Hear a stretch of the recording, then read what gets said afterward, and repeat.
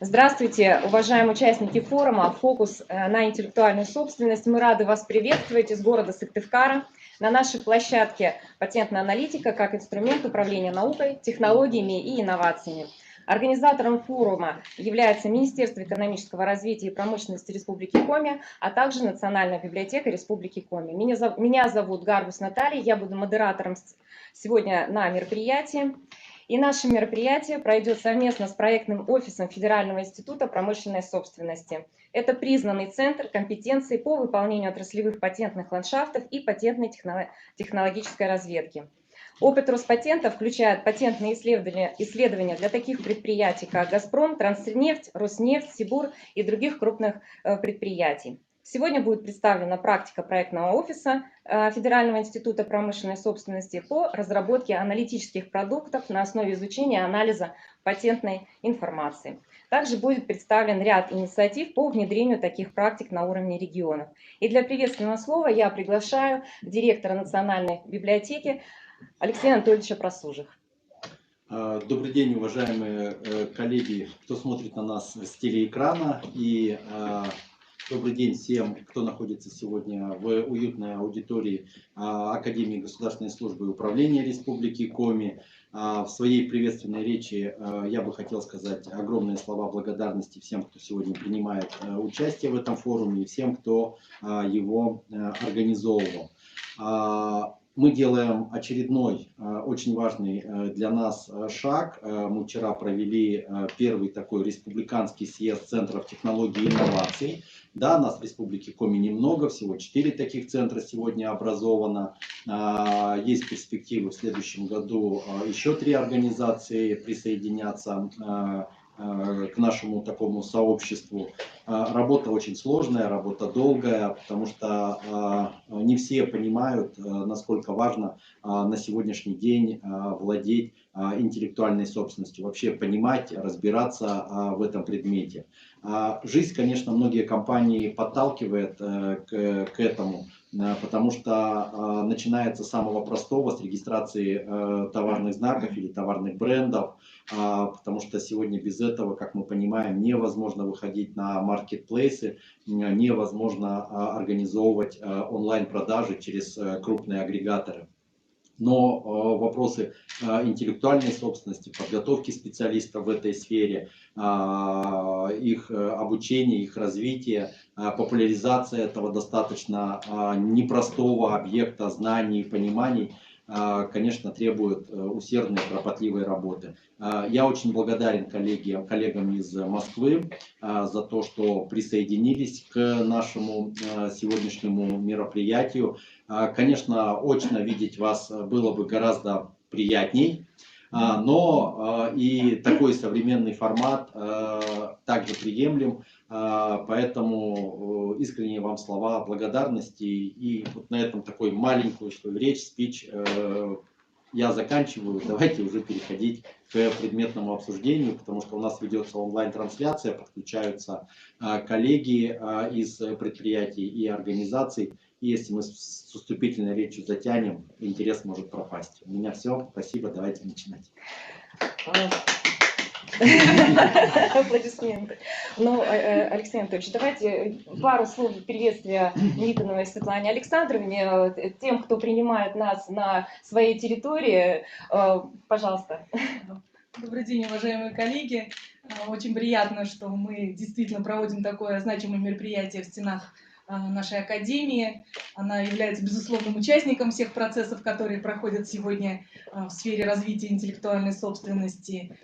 Конечно, в век быстрых скоростей все ученые, разработчики технических решений, они должны знать те тенденции, которые сегодня складываются в сфере науки. И, конечно, патентная аналитика становится здесь, пожалуй, главным инструментом. Буквально несколько лет назад мы с вами знаем, что квантовые компьютеры казались чем-то заоблачным, а технологии сегодня активно переливаются из одной отрасли в другую. Если 3D-печать в свое время придумали для быстрого прототипирования, то теперь используют для печати зданий, еды и даже человеческих органов.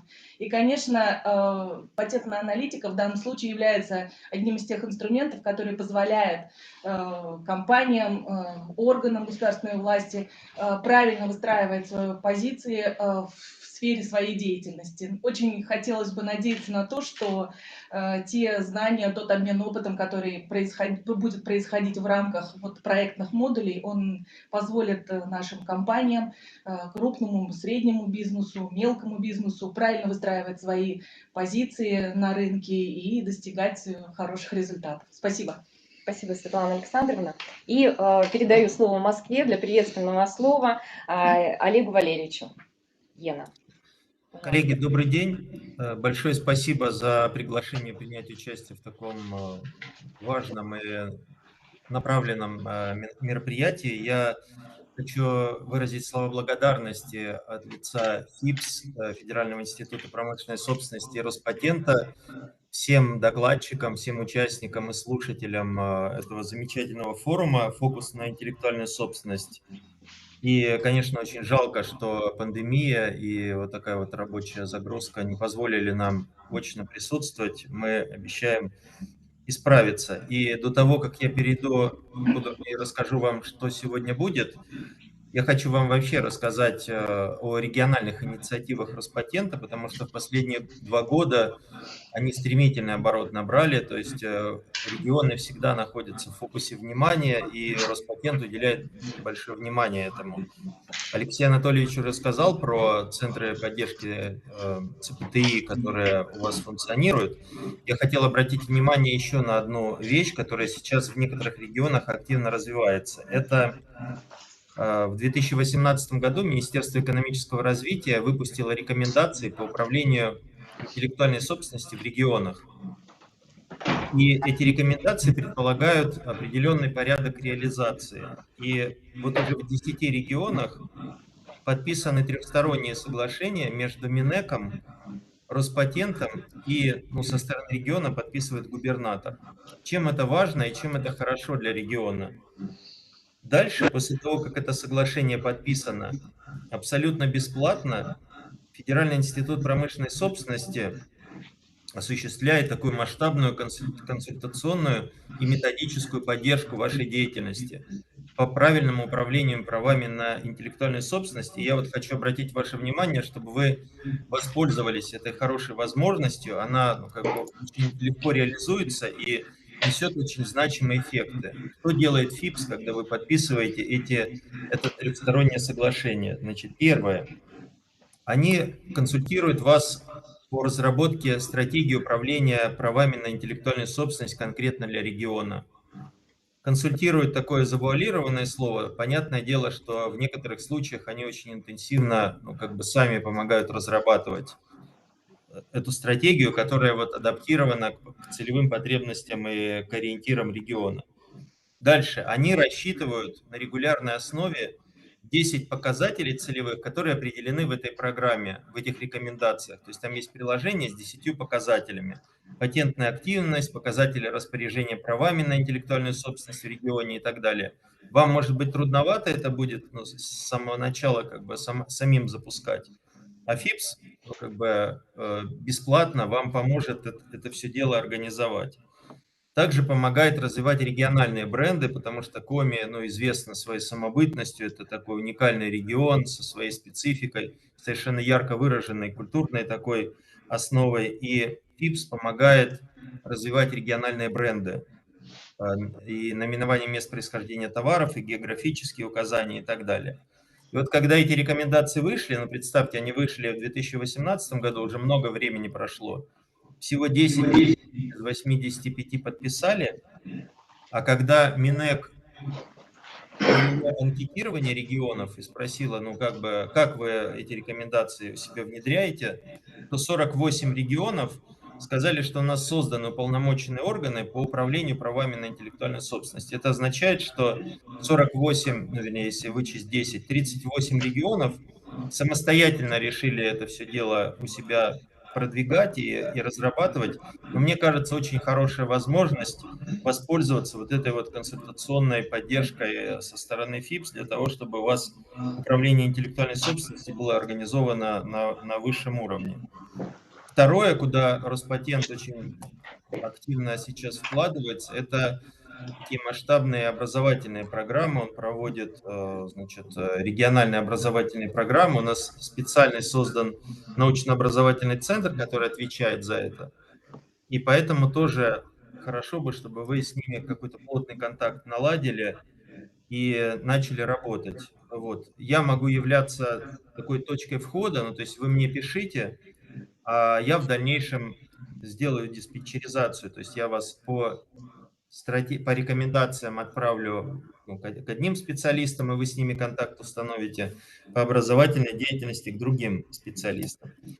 Теперь переходим к теме нашего сегодняшнего проектного модуля «Патентная аналитика как инструмент управления наукой, технологиями и инновациями».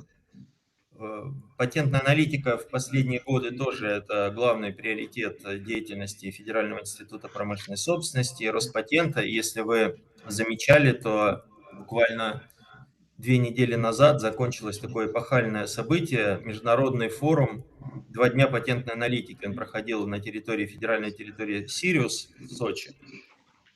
Вот. И это действительно был международный форум, куда собралось большое количество специалистов высококлассных по патентной аналитике со всего мира. И самое главное, вот, ну, что для вас было бы интересно, что там была выделена региональная секция, то есть патентная аналитика для регионов, где регионы обменивались своей практикой применения патентной аналитики для решения тех или иных задач.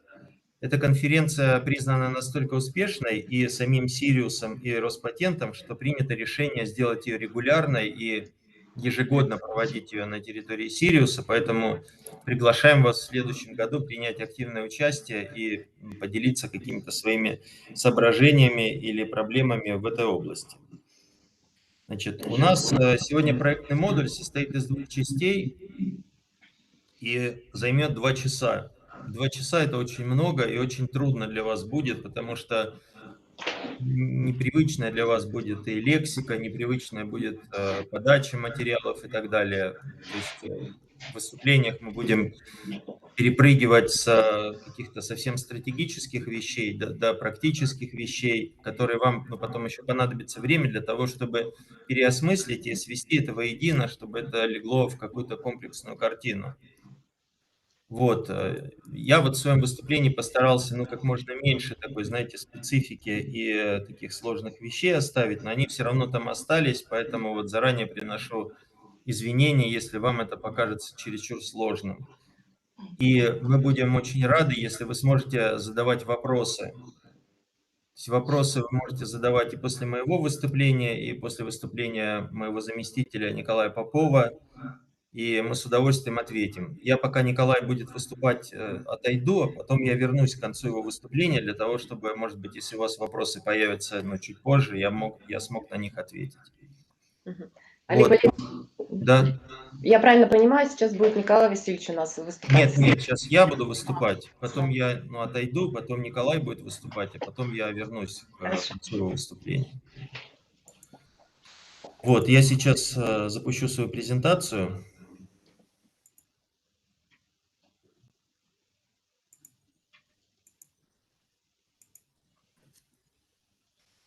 Видно, да, мой экран?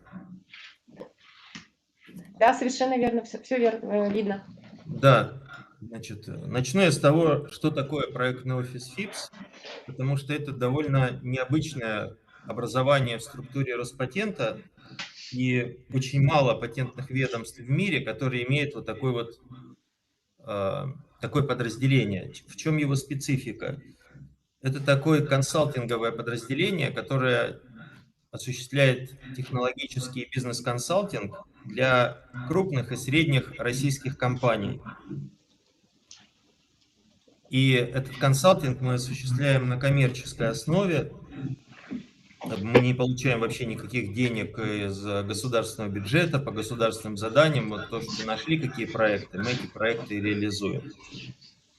Вот. И поэтому патентная информация здесь используется как просто очень важный источник сведений, который мы забираем эту информацию и анализируем ее и даем конкретные рекомендации для российских компаний среднего и большого размера. Я сейчас вам покажу примерно, как это выглядит.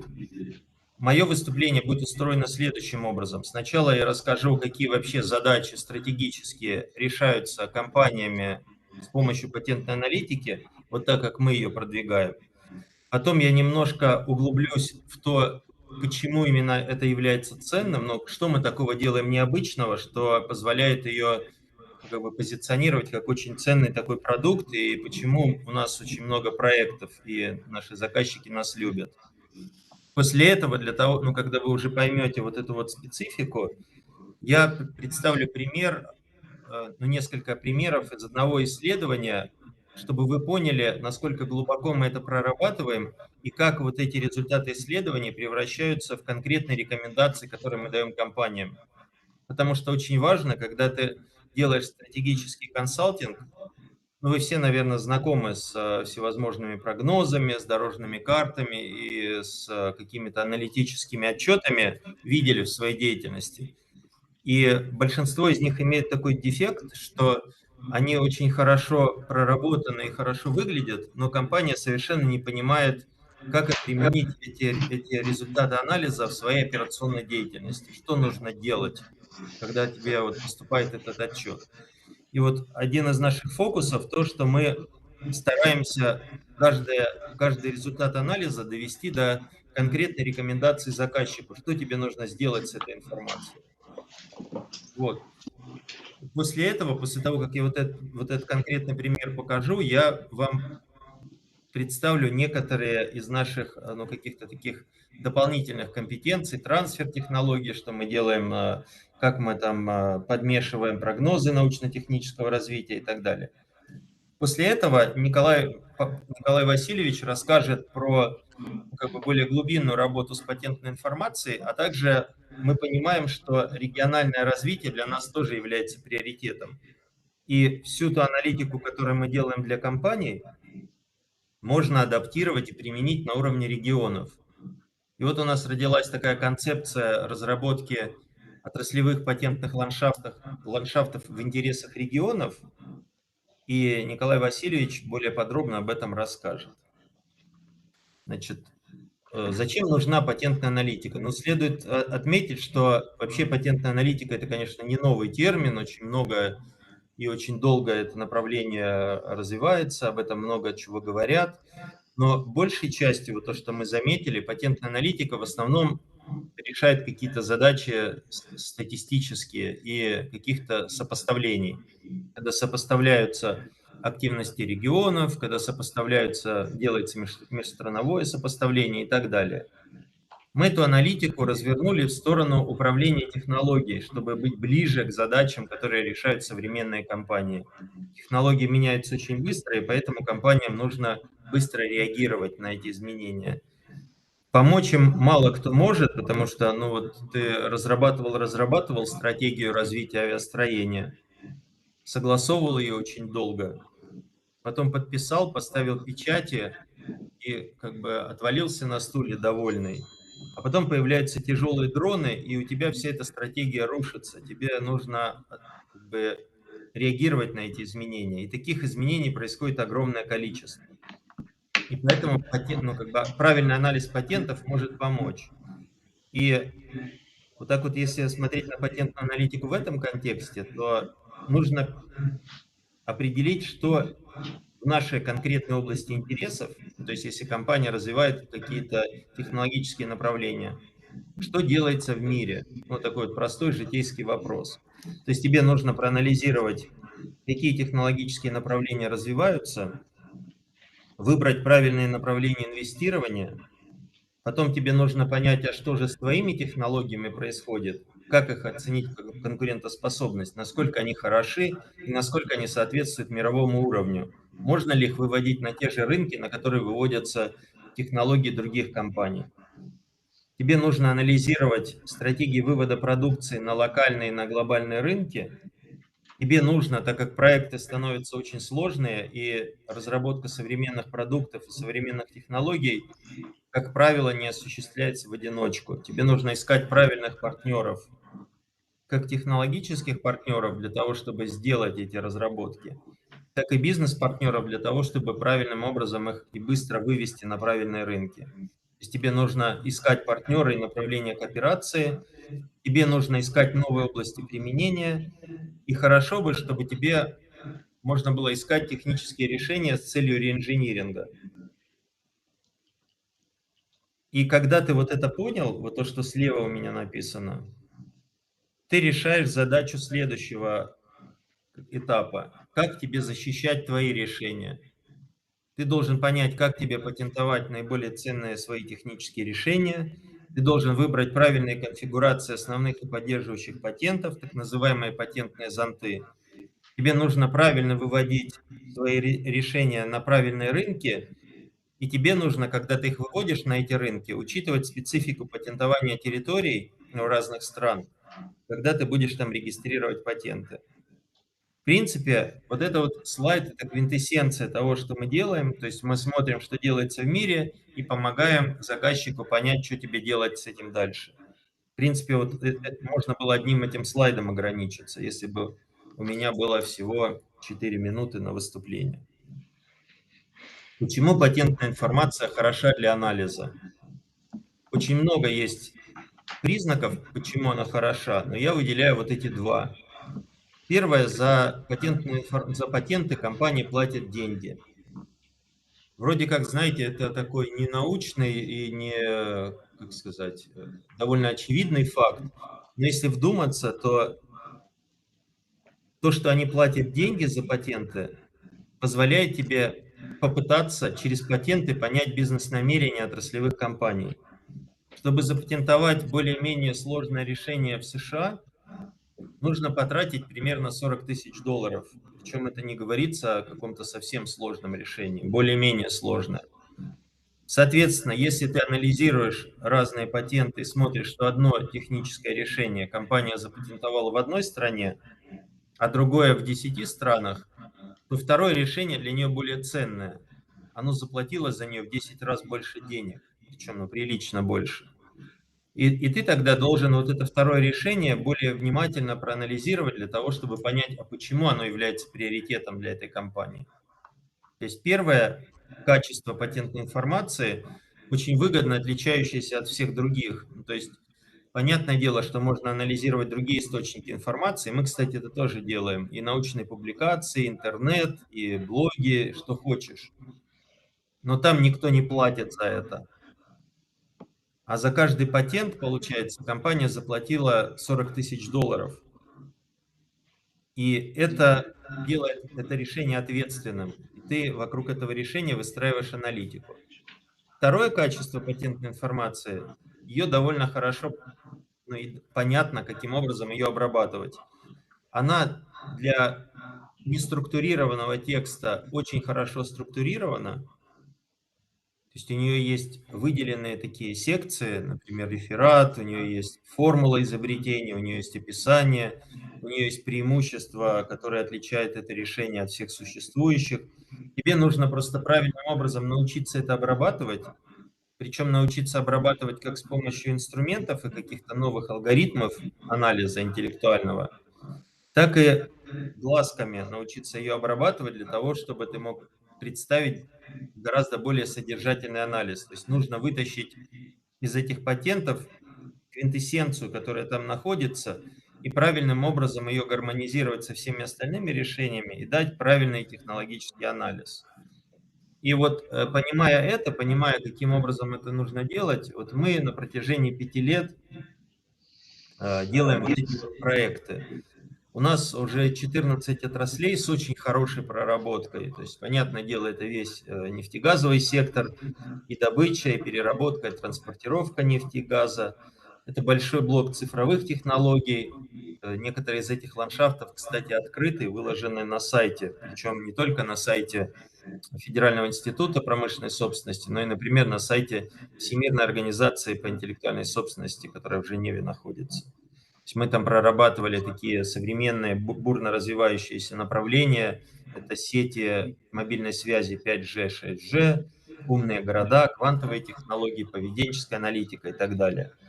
Транспорт большой блок, причем не как и железнодорожный, так и авиация, и судостроение, металлургия, энергетика, сталелитейная промышленность, и еще не поместилась здесь и химическая промышленность, есть у нас и экология и так далее. То есть в этих направлениях мы очень хорошие компетенции приобрели и выполнили более 50 проектов, если я не ошибаюсь, для 36 российских компаний и корпораций. Когда я говорю, ну вот фокус делаю на том, что такое вот патентная аналитика и почему она отличается от того, что принято называть патентной аналитикой, вот очень хорошую помощь мне оказывает вот этот слайд. Это слайд из реального нашего проекта, когда мы там огромное исследование сделали, но вот на этом слайде мы вскрыли экосистему Китая по разработке и доводке технологий магнитной левитации. Это когда поезд не по рельсам движется, а летит, ну, на такой вот, над рельсами, на такой поверхности. Магнитная левитация называется. И это направление во многих странах начинает только развиваться, но только в Китае оно доведено, в Китае и в Японии, до коммерческого использования. И мы начали думать, почему Китай смог это сделать, и почему остальные страны не могут этого сделать. И выявили 3 ярко выраженных эшелона в Китае по разработке и доводке технологий магнитной левитации. Первый эшелон, который внизу, это глубинные исследования разработки. То есть мы там нашли, что там очень много институтов и университетов работает, это естественно. Но самое главное, что мы выявили, что там есть 2 ярко выраженных центра силы. Один называется Юго-Западный университет Дзятун, вот он самый левый, а второй называется Научно-технический оборонный университет Китая. Это вот желтенький такой кружочек. Все остальные университеты и институты так или иначе тяготеют к одному из этих 2 центров разработки. По каждому из этих центров разработки мы начинаем выявлять их технологические фокусы внимания. Вот видите, для Дзятуна написано сверхпроводящий Маглев, и конкретные способы и методы, контроль зазоров, поглощение тепла и так далее. Мы смотрим, какой у них технологический фокус сейчас, в 2021 году, и какой у них был 5 лет назад, и какие изменения в технологиях у них произошли, что одни технологии заместили другие. Обратите внимание, что здесь вообще даже речи про патенты нет. То есть патентная информация используется как источник ценных сведений, но весь фокус ведется, держа во внимании технологии и продукты. Про патенты мы будем думать гораздо позже. Сначала наша задача понять, на чем сосредоточены эти компании, какие технологии они развивают. Когда ты понял, какие технологии они развивают на уровне исследований и разработок, ты начинаешь анализировать эшелон, который называется производство. Здесь работают 2 крупнейшие китайские корпорации. Одна называется CRCC слева, а другая называется CRRC, она справа. Мы анализируем, какие у них технологические фокусы внимания. Видите, вот что CRCC делает, в основном сосредоточено вокруг конструкции, то есть они делают конструкции железнодорожных мостов, рельсово-балочные конструкции, то есть они создают инфраструктуру в основном. А CRRC, напротив, она работает с подвижным составом, она проектирует эти поезда, которые будут вот по этой инфраструктуре летать. И дальше, когда мы это поняли и тоже поняли, какие у них были фокусы внимания раньше и какие у них стали сейчас, мы смотрим, как вот эти вот 2 корпорации вытягивают глубинные исследования разработки с уровня, с эшелона глубинных исследований. То есть что именно они забирают у этих университетов, с кем они кооперируются, для того, чтобы в дальнейшем, наперед забегая, заказчику показать, как, на наш взгляд, эффективно выстраивается кооперация между производственными компаниями и исследовательскими организациями. Дальше, когда ты отработал эшелон производства, мы заметили, что есть в Китае очень ярко выраженный эшелон, который называется испытание и доводка. Там работает такой вот инжиниринговый центр, который патентует только улучшения. Он патентует улучшение безопасности, снижение шума, улучшение комфорта. вспомогательные устройства. Ну, понятное дело, что когда поезд летит на гигантской скорости, то там очень много возникает проблем, которые не характерны вообще для железных дорог. Например, там очень сильная вибрация, очень сильный шум, безопасность должна быть гораздо выше, потому что он летит там со скоростью до 650 км в час. И дальше мы смотрим, а что они забирают с эшелона производства для того, чтобы улучшать. И вот таким образом ты понимаешь, каким образом в Китае выстроена экосистема технологий магнитной левитации. И даешь заказчику вот эту вот полнейшую справку, каким образом тебе, на что тебе нужно ориентироваться. И после того, как ты выстроил это все технологически, ты вспоминаешь, что ты начинал работать с патентами только в этот момент. И начинаешь, как бы анализировать еще патентование. Вот обратите внимание, для каждого из вот этих вот организаций, которые на слайде у меня представлены, указано, сколько патентов они держат по каждому из этих, по своей области деятельности, и какие у них ориентировочные затраты на поддержание этих патентов в силе. И вот справа вверху общая информация, что более 7 миллионов долларов США составляют затраты Китая на поддержание портфеля патентов в силе. И имейте в виду, что это 7 миллионов не то, что Китай тратит на исследования и разработки, тратит он гораздо больше. Это 7 миллионов долларов, которые он просто тратит на то, чтобы эти патенты у них были, по сути, на бумагу. И 80% патентов появились в последние 10 лет. Это невероятно высокие темпы роста. И вот такая вот зрелая экосистема позволила Китаю уже создать 2 коммерческие линии в Чанша и линия, которая называется S1. Также у них в 2 университетах 2 испытательные линии функционируют. И как бы вот то, что мы называем хорошей патентной аналитикой. Ты должен показать вот это. Ты должен раскопать все, что касается с разработкой и эволюцией технологий, как эти технологии друг с другом связаны, каким образом осуществляется трансфер, для того, чтобы у тебя была полная картина, как это все устроено. И мы выделяем 6 таких вот потребностей после того, как мы проанализировали все, что мы делали для заказчиков. Но больше всего, конечно, эти потребности связаны с анализом перспективных направлений инвестирования, потому что мир меняется быстро, у тебя поступает куча предложений о финансировании исследований и разработок в рамках региональных программ исследований и разработок, в рамках федеральных программ, в рамках корпоративных программ. И тебе нужно понять, что тебе нужно финансировать, а что нет. И здесь патентная аналитика может помочь, сопоставляя разные технологические области, выполняя детальную технологическую экспертизу наиболее ценных технологий. То есть ты понимаешь, что эта технология наиболее ценная, есть такая методика. А дальше тебе нужно раскопать и понять, а что же именно с точки зрения технологий там такого ценного, что это решение сделало ценным. И даешь вот эту детальную технологическую экспертизу, чтобы когда заказчик принимает решение инвестировать ему сюда или сюда, он понял, что первое направление связано с наиболее ценными отраслевыми технологиями, а второе в меньшей степени. Но у тебя появляется такая информация, причем, вспоминая про деньги, эта информация обладает очень высокой степенью объективности. То есть за нее реально заплатили.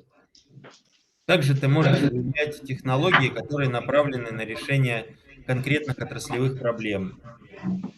Например, ты можешь анализировать, если у тебя предложение об инвестировании заявлено какое-то оборудование, которое очень сильно повышает точность или сильно повышает чувствительность, то ты можешь отдельным анализом выявить технологии, которые направлены на повышение чувствительности, и посмотреть, а совпадает ли вот эти технологические направления, вектор, который предлагает тебе заявитель, с общемировыми трендами по повышению чувствительности. И если да, ты принимаешь одно решение, если нет, ты больше сомневаешься в этом предложении финансирования. Следующая потребность, которую мы понимаем, это формирование современных стратегий вывода на рынке. То есть тебе нужно понять, как тебе патентовать свои решения в России. Если, например, у тебя есть амбиции по экспорту, ты должен понимать, каким образом тебе патентовать это в Казахстане, в Беларуси, в других странах. И патентная аналитика здесь помогает тем, что она может выполнить анализ широты охвата патентных стратегий мировых компаний-лидеров, сделать анализ темпов и зазоров охраны технологий в разных странах, а также выявить, какие технологии реально представляются ценными для отраслевых компаний-лидеров. Третья задача – это задача диверсификации, когда ты должен понять, что вот ты выпускаешь одну продукцию, тебе хорошо бы понять, что ты, в принципе, на этом оборудовании и, используя свои технологические процессы, с незначительной адаптацией можешь выпускать другое оборудование или другие продукты, направленные для совершенно другой области применения. И патентная аналитика здесь тоже помогает понять, я чуть дальше более подробно об этом расскажу. Она может понять, проанализировав область охвата, то есть куда идут компании-лидеры, показать тебе, также выявлять, например, спецификации там, где контрастные режимы и способы работы указаны. Задачи, которые пореже нам ставят, но они тоже в фокусе внимания компании находятся, это когда ты, я уже говорил, что сейчас современные проекты предполагают кооперацию. Тебе нужно понять, с кем тебе взаимодействовать, если у тебя не хватает компетенции. То есть ты амбициозный проект наметил, например, региональный, и понимаешь, что потребностями региональных центров компетенции ты закроешь 70%. Тебе нужно добрать недостающие 30%. Ты не можешь в интернете давать поиск, кто еще умеет делать катализаторы гидрокрекинга. Тебе нужна более объективная информация.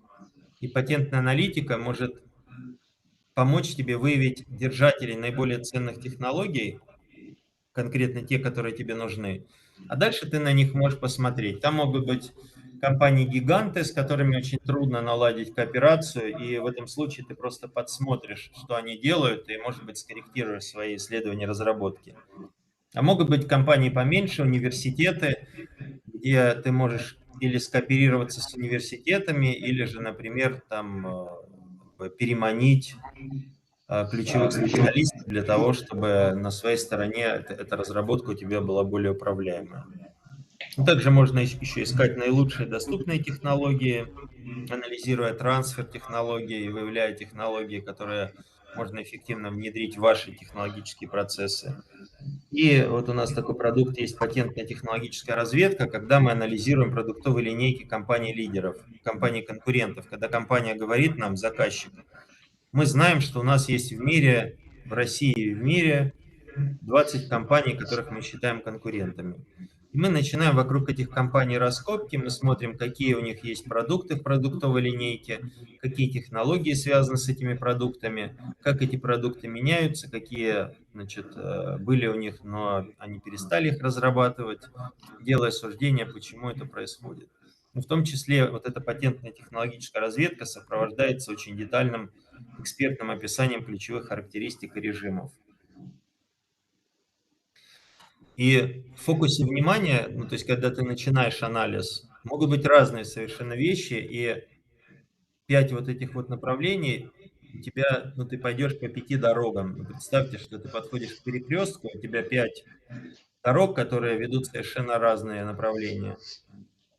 И ты можешь, например, начинать анализ с группы технологий, когда тебе говорят, нам интересны роботы на нефтяных скважинах. Что с ними происходит, кто их делает, какие у них технологии ценные и так далее. И ты тогда начинаешь анализ, держа в фокусе внимания группу технологий. Другой вид анализа, когда тебе говорят, что мне технологии не особо интересны, мне интересны конкуренты. ExxonMobil, Harbin и так далее, и так далее. То есть ты тогда делаешь анализ, больше ориентированный на компании. В фокусе внимания может быть сделка. Когда, например, компания или регион покупает дорогостоящие технологии или оборудование, хорошо бы, чтобы кто-то им помог и рассказал, что действительно эта технология соответствует мировому уровню, все решения, все процессы, которые в этой технологии реализованы, они реализованы в соответствии с лучшими практиками, она имеет высокий потенциал коммерциализации, и в дальнейшем мы помогаем эту технологию или оборудование правильным образом выводить на правильные рынки. В фокусе может быть техническая документация, например, когда тебе дают но это тоже немножко связано с предыдущим пунктом, когда тебе дают, когда тебе что-то продают или ты что-то покупаешь, и тебе говорят, с этим связан один патент. Или, например, когда выполняется большой региональный проект по исследованиям и разработкам, и по результатам проекта проектная команда говорит как бы институту, который профинансировал это исследование и разработки, и который, собственно, будет их использовать, говорит, у нас есть один патент, мы запатентовали одно решение. И все довольны в этом случае. Например, вот, знаете, наверное, есть такая федеральная целевая программа исследования и разработки. И там вот есть такой показатель целевой, число патентных заявок или патентов, зарегистрированных по результатам проекта. И вот они пишут, один патент или одна патентная заявка подана. Но дальше, по идее, должен возникнуть вопрос. Слушайте, если этот проект выполнялся 2 года или 1,5 года, то, скорее всего, там сделано нечто такое, что не покрывается одним патентом. Ну, то есть тебе нужно понять, действительно ли это один патент или это должно быть 20 патентов. А второе, что тебе нужно понять, вот этот патент, который запатентовал разработчик, он реально правильный. То есть он запатентовал то, что нужно, и нужным способом.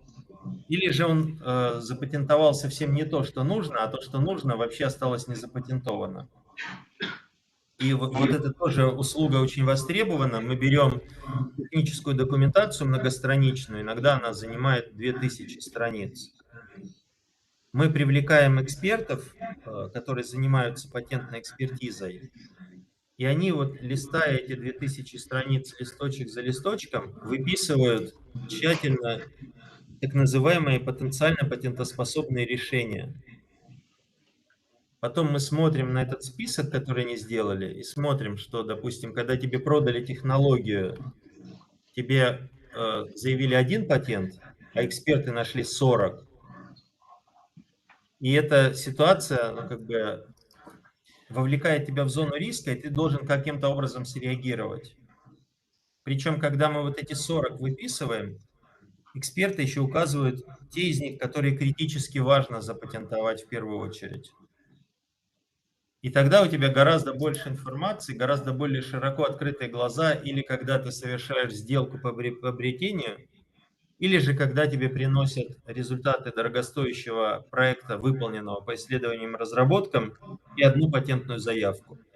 Ты можешь выполнить экспертизу вот этой технической документации и сказать, нет, ребята, тут не одна заявка, тут их гораздо больше.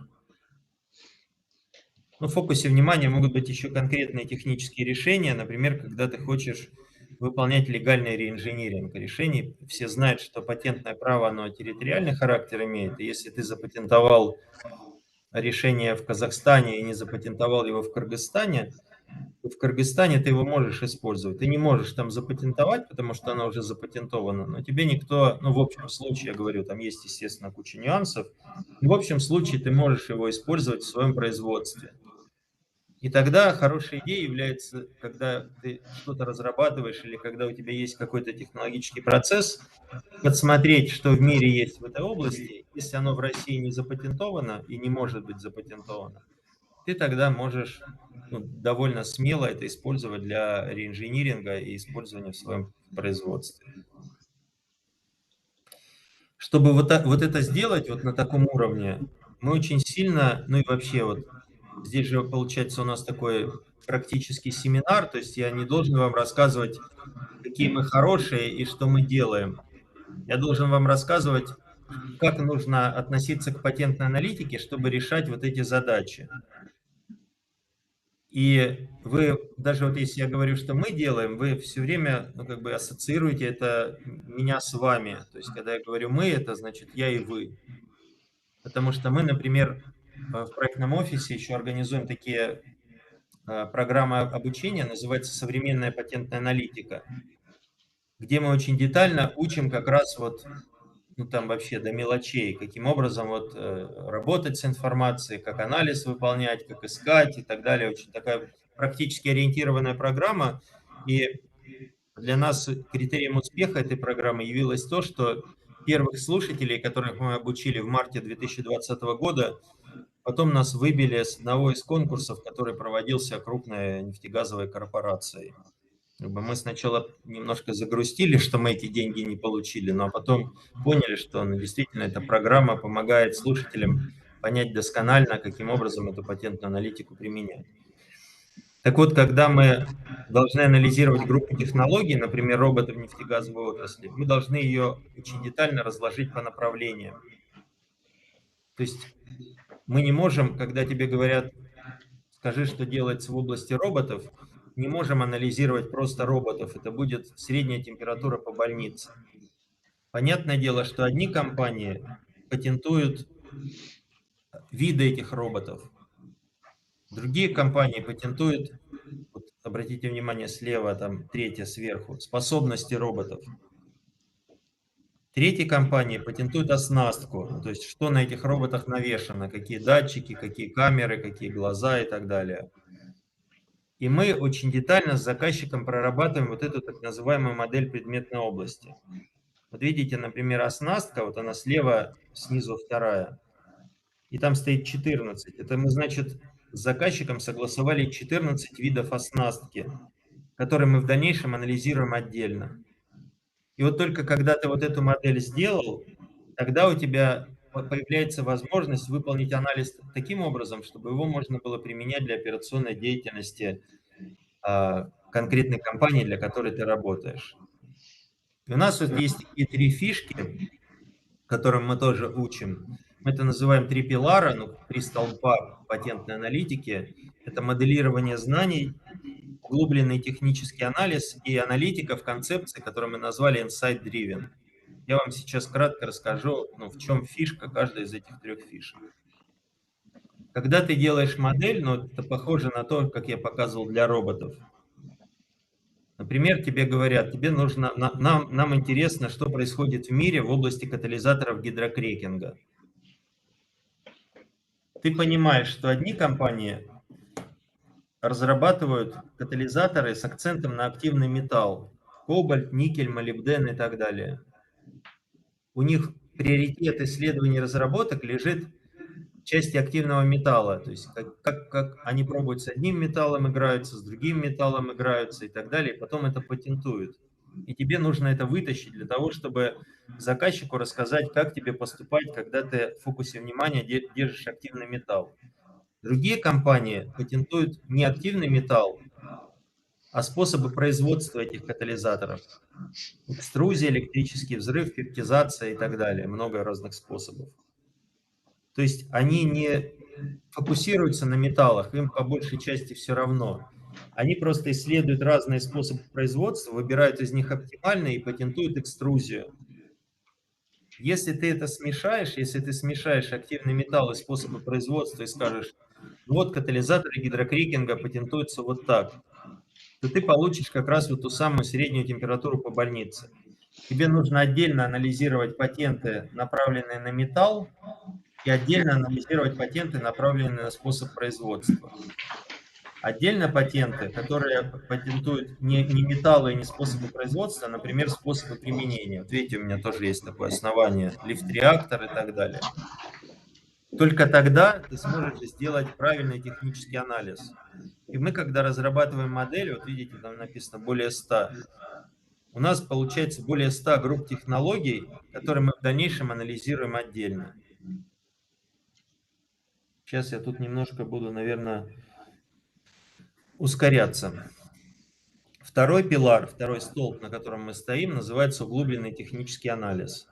Вот здесь на заднике изображена так называемая тепловая карта. Она состоит из таких прямоугольничков, которые залиты цветом. Чем более темный цвет, тем больше патентов к этому прямоугольнику относится. По оси абсцисс отложены года, видите, там с 1976 по 2015 год. Потому что, как правило, нефтяные компании от нас требуют анализ на глубину 40 лет для того, чтобы мы захватывали еще времена, когда советские разработки шли. По строкам отложены, в данном случае как раз активные металлы. То есть мы берем вот одно из этих оснований, вот обратите внимание, берем основание, которое называется активный металл, вот это самое левое. Кобальт, никель, молибден, и там видите многоточие. Многоточие – это как раз вот сколько здесь строчек в этой таблице, столько видов активных металлов мы определили с заказчиком для детального анализа. То есть 1,1,1, нижняя строчка – это никель, потом идет молибден, потом кобальт, потом циолит, потом алюмосиликаты и так далее, и так далее. И дальше мы начинаем смотреть, что мы видим. Вот здесь, видите, красным прямоугольником обозначено такое уплотнение. Очень много темных цветов. То есть в этот период времени, вот видите, с 9 у меня отмечено по 15 год, вот эти две группы катализаторов, 1.2.1 и 1.2.2, почему-то очень интенсивно патентуются ведущими мировыми компаниями. То есть ExxonMobil, China Petroleum, Honeywell, British Petroleum и так далее. И это совершенно однозначно интерпретируется, что в период с 2009 года по 2015 растет число патентов на циолитные катализаторы. Но с нашей точки зрения мало этого сказать, хотя это тоже нельзя такой вывод сделать, если ты не много внимания не уделил разработке модели предметной области. Как бы это тоже очень трудно сделать, но нереально. Но на наш взгляд этого мало. Тебе нужно попытаться понять, почему они растут.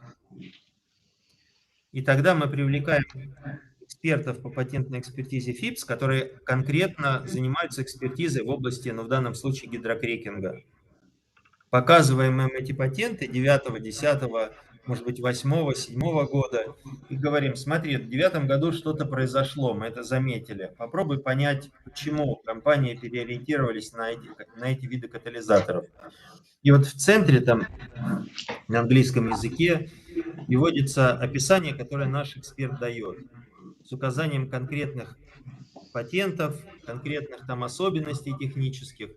Он говорит что-то типа этого, я сейчас профантазирую, что в 2007-2008 году, то есть за 2 года, предшествующие этому росту, значит, научились делать такие подложки для катализаторов, что на них удержался вот этот циолит. До этого не умели делать. Энергоэффективность этих катализаторов выросла, повысилась сразу, и компании переориентировали свое производство на эти циолитные катализаторы. Вот что нам нужно примерно получить для того, чтобы заказчику описать вот эту тенденцию. Третий пилар – это аналитика в концепции Insight Driven. Здесь я все время привожу аналогию, мы работаем как детективы.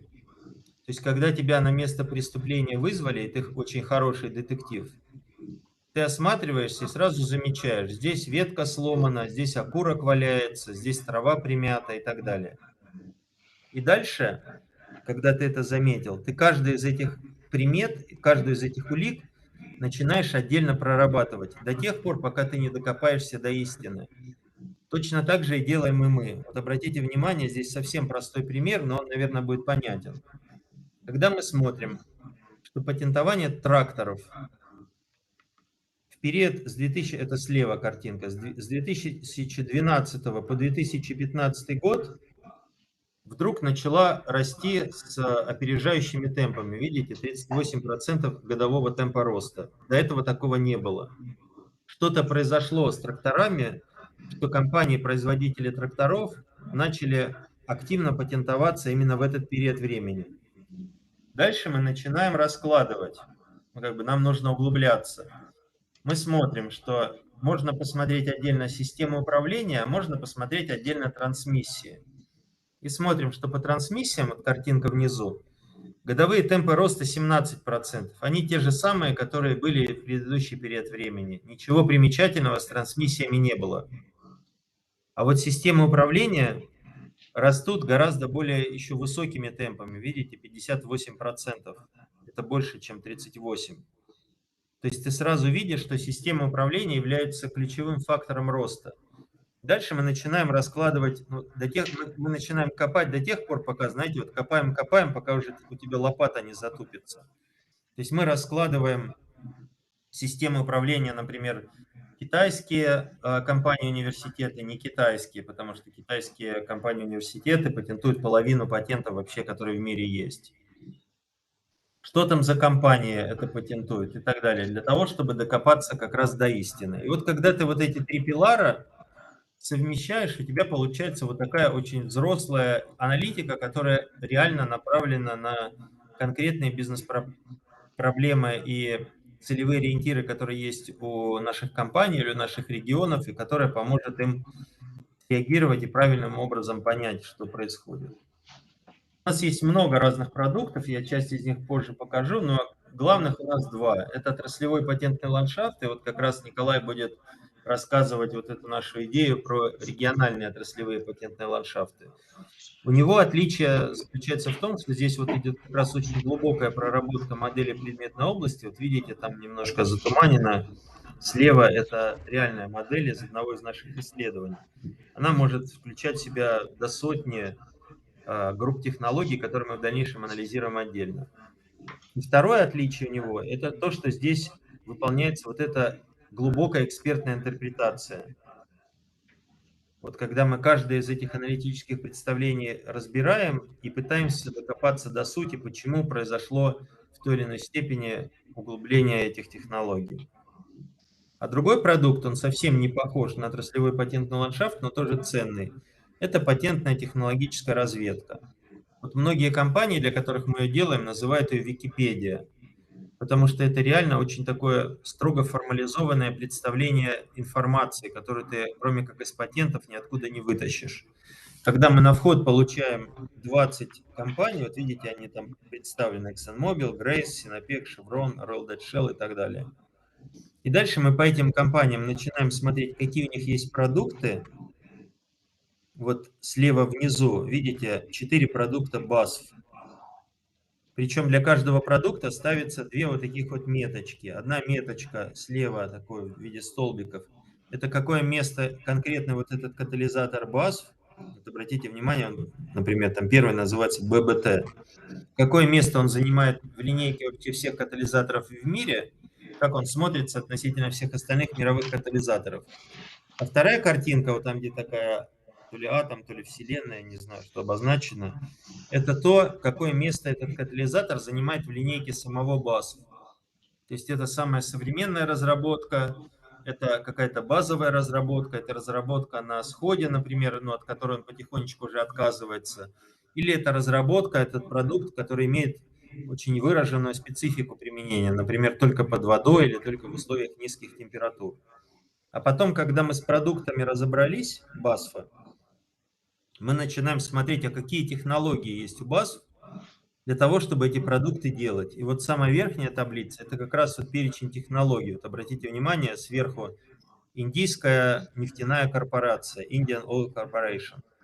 И вот у них есть 5 ключевых технологий: INDMAX Technology, Indolin и так далее. Мы говорим, у них есть 5 технологий, и эти технологии используются для разработки продуктов вот этой индийской корпорации. А в столбце справа мы указываем, какими патентами эта корпорация эту технологию охраняет. И у тебя получается полная картина, замыкается вообще круг.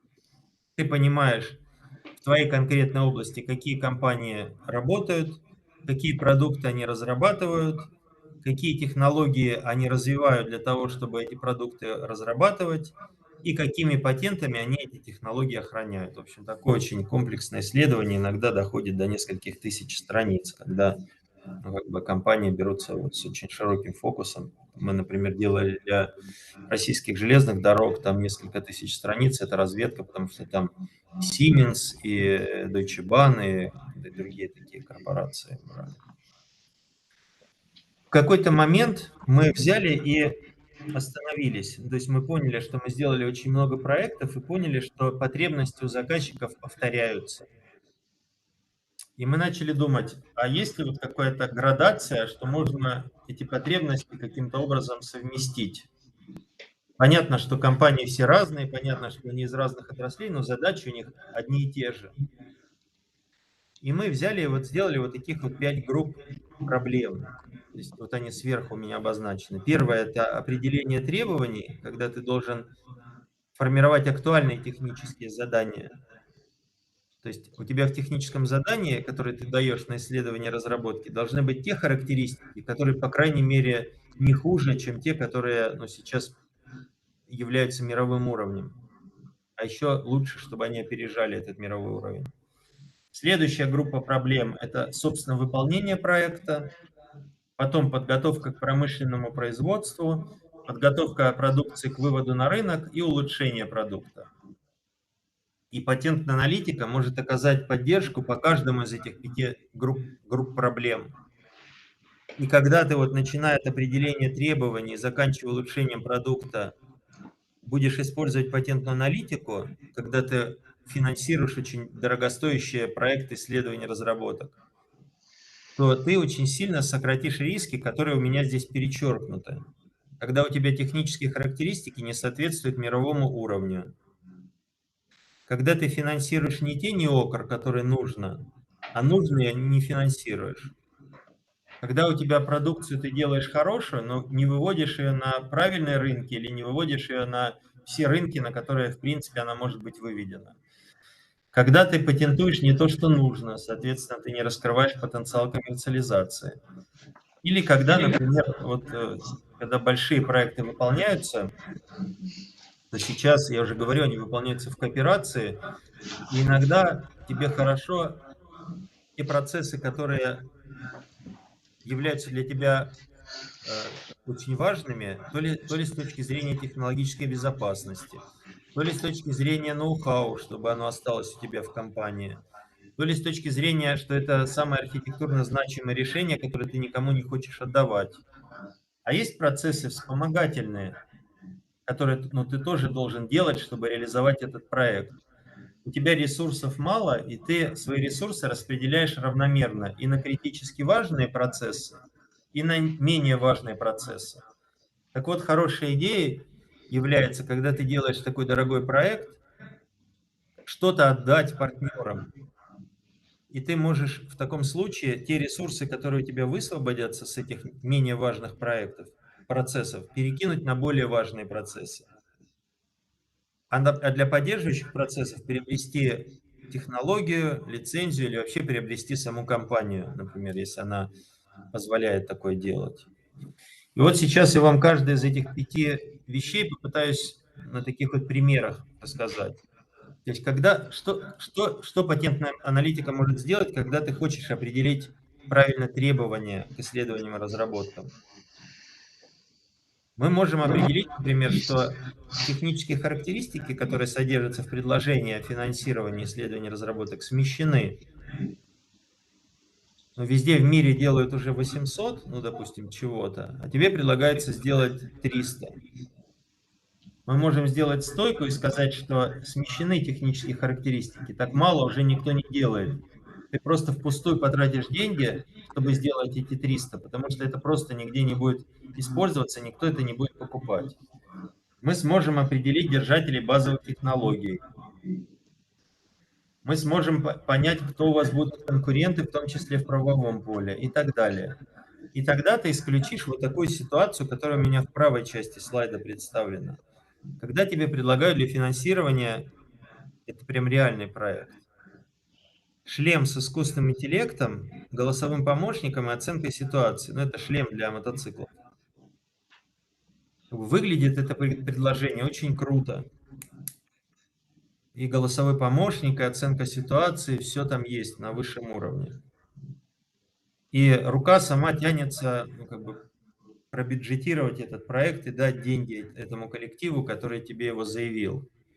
Но патентная аналитика может, проанализировав мировой патентный фонд, а это сейчас 150 миллионов документов, ответить тебе, подсказать, что шлем, который тебе предлагается профинансировать, тяжелый. То есть в мире все уже делают там килограммовые шлемы, а тебе предлагают 3-килограммовый шлем сделать. Его просто никто не купит, потому что он тяжелый. У него не та чувствительность у этого шлема.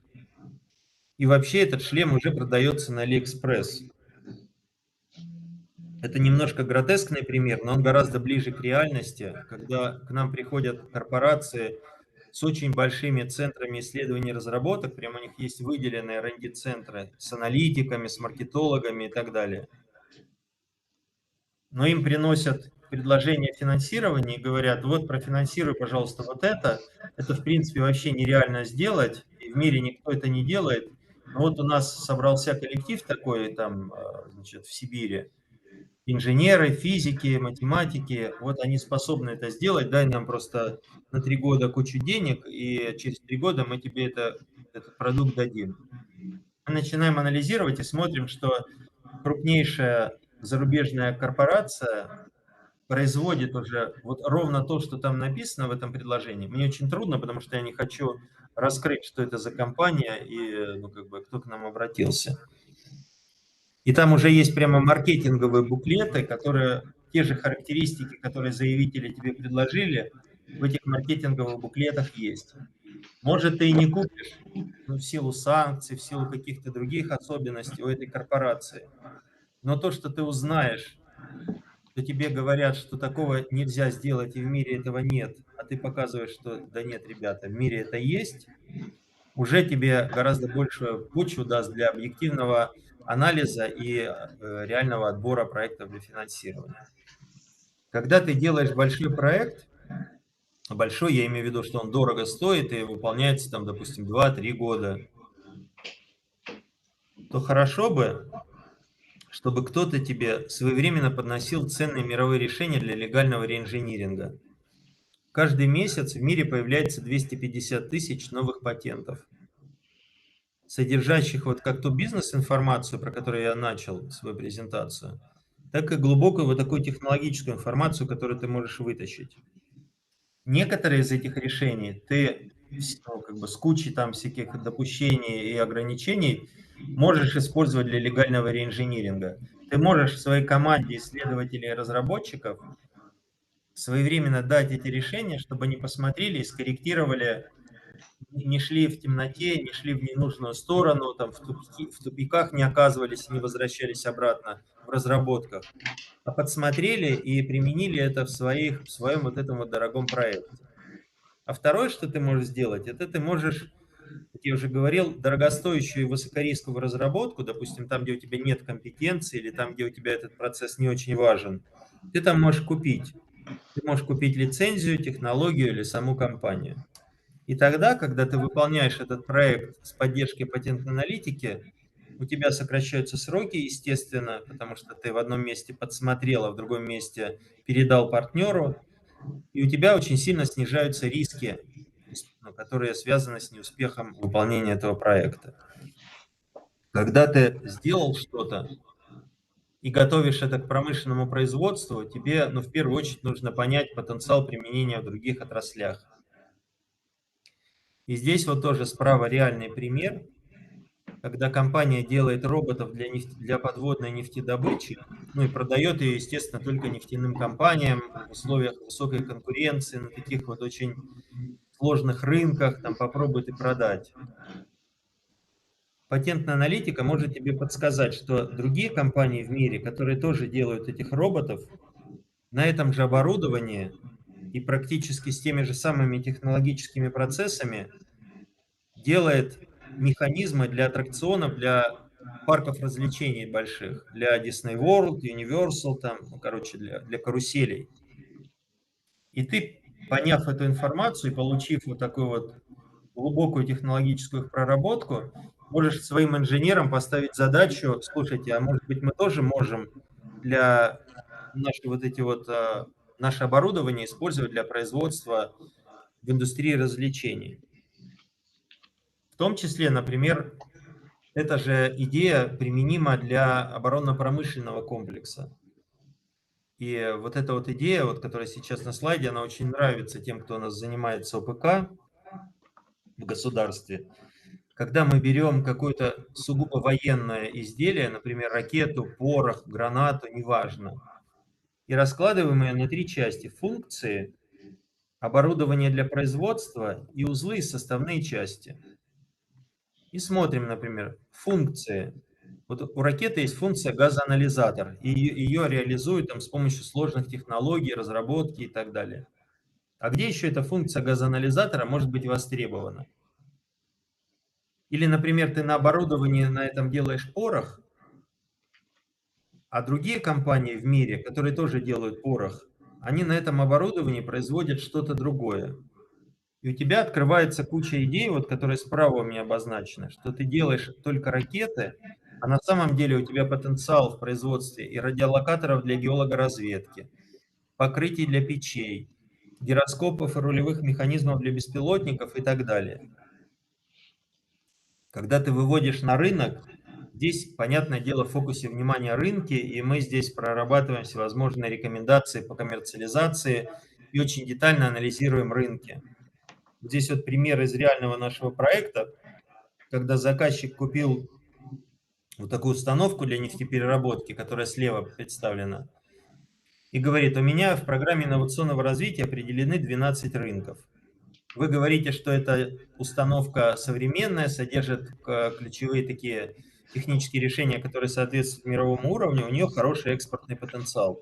Давайте выводить их сюда. Мы, анализируя вот эти 12 рынков, находим еще 4 рынка, которых нет в программе инновационного развития, о которых заказчик не знал, и говорим ему, смотри, компании выводят еще в Индию, в Австралию, в Китай и в Бразилию. И дальше мы каждый из вот этих рынков, 12 плюс 4, начинаем очень детально анализировать.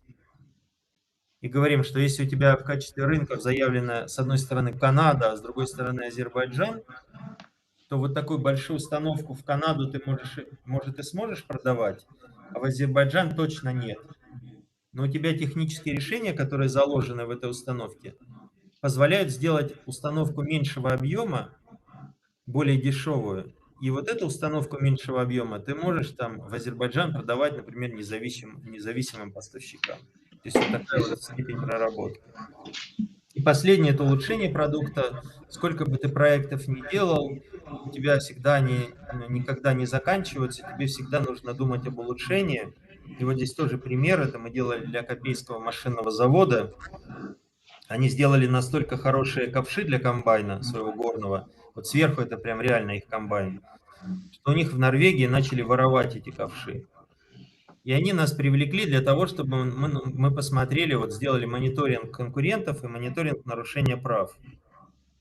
Но мы, делая вот этот мониторинг нарушения прав, выявили очень сильную миграцию современных патентных решений, что сейчас уже никто не патентует горные комбайны, а патентует, вот внизу написано, роботизированные системы добычи руды с акцентом, во-первых, на электричество, вот видите, внизу там электростанция питается, а с другой стороны, с очень большим акцентом на экологию, на пылеулавливание и так далее.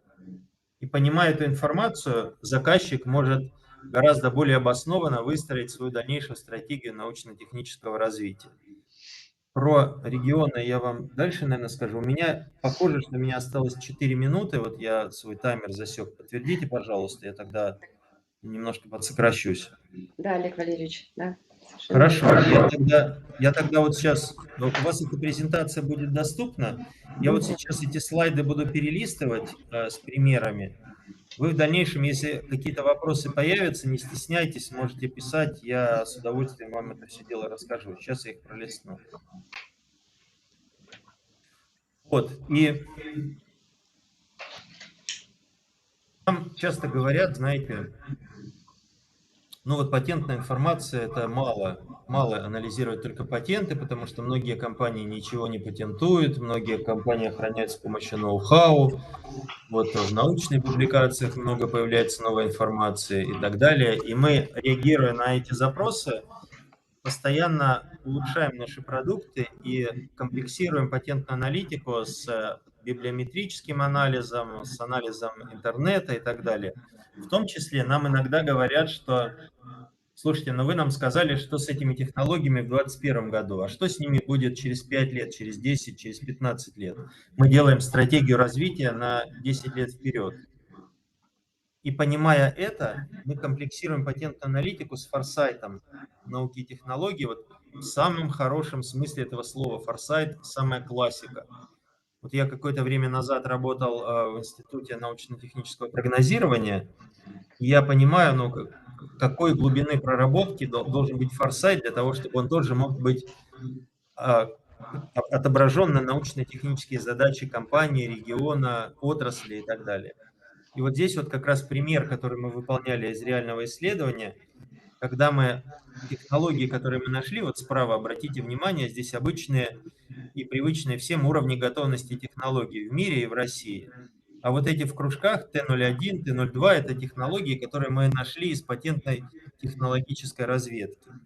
И вот наши коллеги, которых мы привлекали по прогнозированию, они эти технологии отобразили на уровне готовности технологий и показали, в каком направлении каждая из этих технологий будет развиваться в следующие 15 лет, а также какие научно-технические задачи должен решать заказчик для того, чтобы повысить вероятность достижения вот этого целевого ориентира. Также у нас есть отдельный концепт, который называется коммерциализация технологий, когда нам заказчик говорит, вот у нас есть технология, мы ее забираем в проработку, смотрим, имеет она потенциал коммерциализации или не имеет, и в зависимости от этого тоже реагируем, включая, вот видите, справа там написано формирование переговорной позиции, даже мы для заказчика как бы предлагаем такую услугу. Ну и понятное дело, это прямой обратный трансфер технологий, прямой, когда ты хочешь что-то продать, ты думаешь, что у тебя есть что-то такое, что может быть востребовано, мы можем раскрутить это все, вплоть до продажи конкретной компании, которую мы вместе с вами определим. Обратный трансфер – это когда тебе чего-то не хватает, мы ищем так называемые компании-мишени, которые держат технологии, которые тебе хорошо бы купить. И дальше помогаем с этими компаниями выстроить отношения, причем понимаем, например, что если эта компания находится за рубежом, то из России очень трудно вести переговоры, и поэтому мы развиваем все время международную кооперацию, нас в мире очень любят, и у нас есть коллеги, которые занимаются трансфером в Гренобле во Франции, в Сингапуре. Если, например, мы находим какую-то для заказчика компанию, которая держит технологию, скажем, в Словении, небольшая компания, то по желанию заказчика мы можем вот эти вот последние часть переговоров и юридическое оформление с этой компанией возложить на наших зарубежных партнеров, если заказчик не против. Большое спасибо вам за внимание. Готов ответить на вопросы, если они у вас появились. Да, Олег Валерьевич, спасибо большое. Есть ли в аудитории вопросы? Покажите, пожалуйста, чат. Возможно, в чате у нас. Так. Угу. Ну, я думаю, что необходимо аудитории осмыслить ту информацию, которую вы нам изложили. И я думаю, что к концу мероприятия обсудим те вопросы, которые у нас, я думаю, возникнут. У меня, знаете, еще какая просьба вот в связи с этим? Вы можете как-то поспрашивать вот и у аудитории, которая сидит очно, и у тех, которые видео смотрели, насколько им, как сказать, показалось интересным вот это выступление. Даже, то есть, даже если у них вопросов нет, чтобы они как-то откликнулись. Хорошо, обратную связь получили. Да, обратная связь. Вот. Это было полезно, это было понятно, это было чересчур сложно. У нас очень много мнений, сейчас начали говорить все в унисон, пожалуйста, вот, все по очереди. Ирина Анатольевна. Наверное, пожалуйста. Добрый день. Мы здесь в студии пытаемся передать право, кто первый будет задать вопрос, да? Потому что настолько погрузились. Но лично мне это очень интересно, да? Потому что я как представитель живого действующего производства, когда слушала ваш доклад, мысли мои были, знаете, ваш доклад откручивался в обратную сторону. То есть, если я правильно поняла основной лейтмотив вашего доклада, то он был, как зацепить идею, раскрутить ее и вывести в жизнь производства и начать получать прибыль. Да? У нас ситуация обратная. Мы последние 2-3 года очень серьезно углубились в свои внутренние ресурсы и находим полезные вещи и патентуем у себя своими силами, то есть генерация идет идей. Да? И сейчас мы задумались о том, что ведь часть того, что мы запатентовали, можно вывести на вне рынок. То есть не просто в свои, да, а на вне. То есть ваш доклад в обратную сторону. И вот отсюда мой и интерес, и мой вопрос. А возможно ли вот с вашей помощью подумать над этой темой? Можете ли вы такой анализ провести? как готовое запатентованное, да, представить более широкому кругу заинтересованных лиц. Да, спасибо большое за вопрос. Я люблю отвечать такими, знаете, практическими примерами, то, что мы уже сделали, потому что в этом случае какая-то у вас уверенность появится, что я не просто выдумываю, а действительно у нас есть. К нам какое-то время назад обратилась РЖД, Российские железные дороги, и говорят, у нас 1500 патентов есть, запатентованные, но на протяжении всей нашей деятельности. Мы эти 1500 патентов регулярно инвентаризуем, раскладываем по полочкам, платим деньги за них.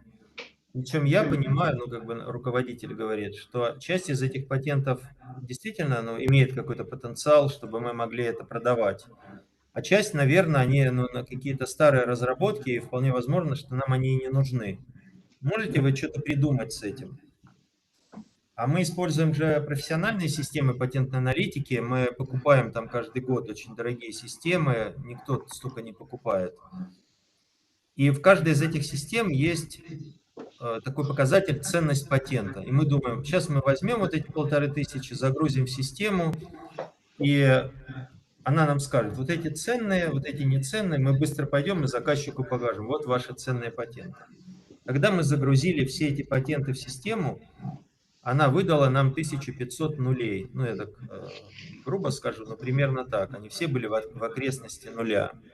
То есть наши патенты не очень хорошо оформлены, их никто не видит, но в силу там ряда специфики они нигде не цитируются, но, в общем, не работает эта система. Вместе с тем я понимаю, что, допустим, даже если у тебя патент не ценный, само решение может быть ценным, и в вашем случае тоже. То есть у вас, например, запатентовано что-то, что имеет гораздо более высокую ценность. И мы тогда, вот в случае с РЖД, пошли другим путем. Мы использовали патенты просто как такой передаточный механизм. Мы смотрели, вот, например, РЖД делает тележку диагностическую, и Siemens делает диагностическую тележку. То есть мы начали анализировать решения, и в вашем случае это тоже нужно делать.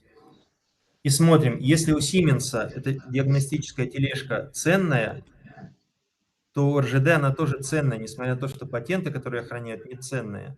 И мы вот таким образом выявили из этих 1500 патентов 10 ключевых технических решений и передали в РЖД International. У них есть такое специальное подразделение, которое на экспортные рынки ориентировано.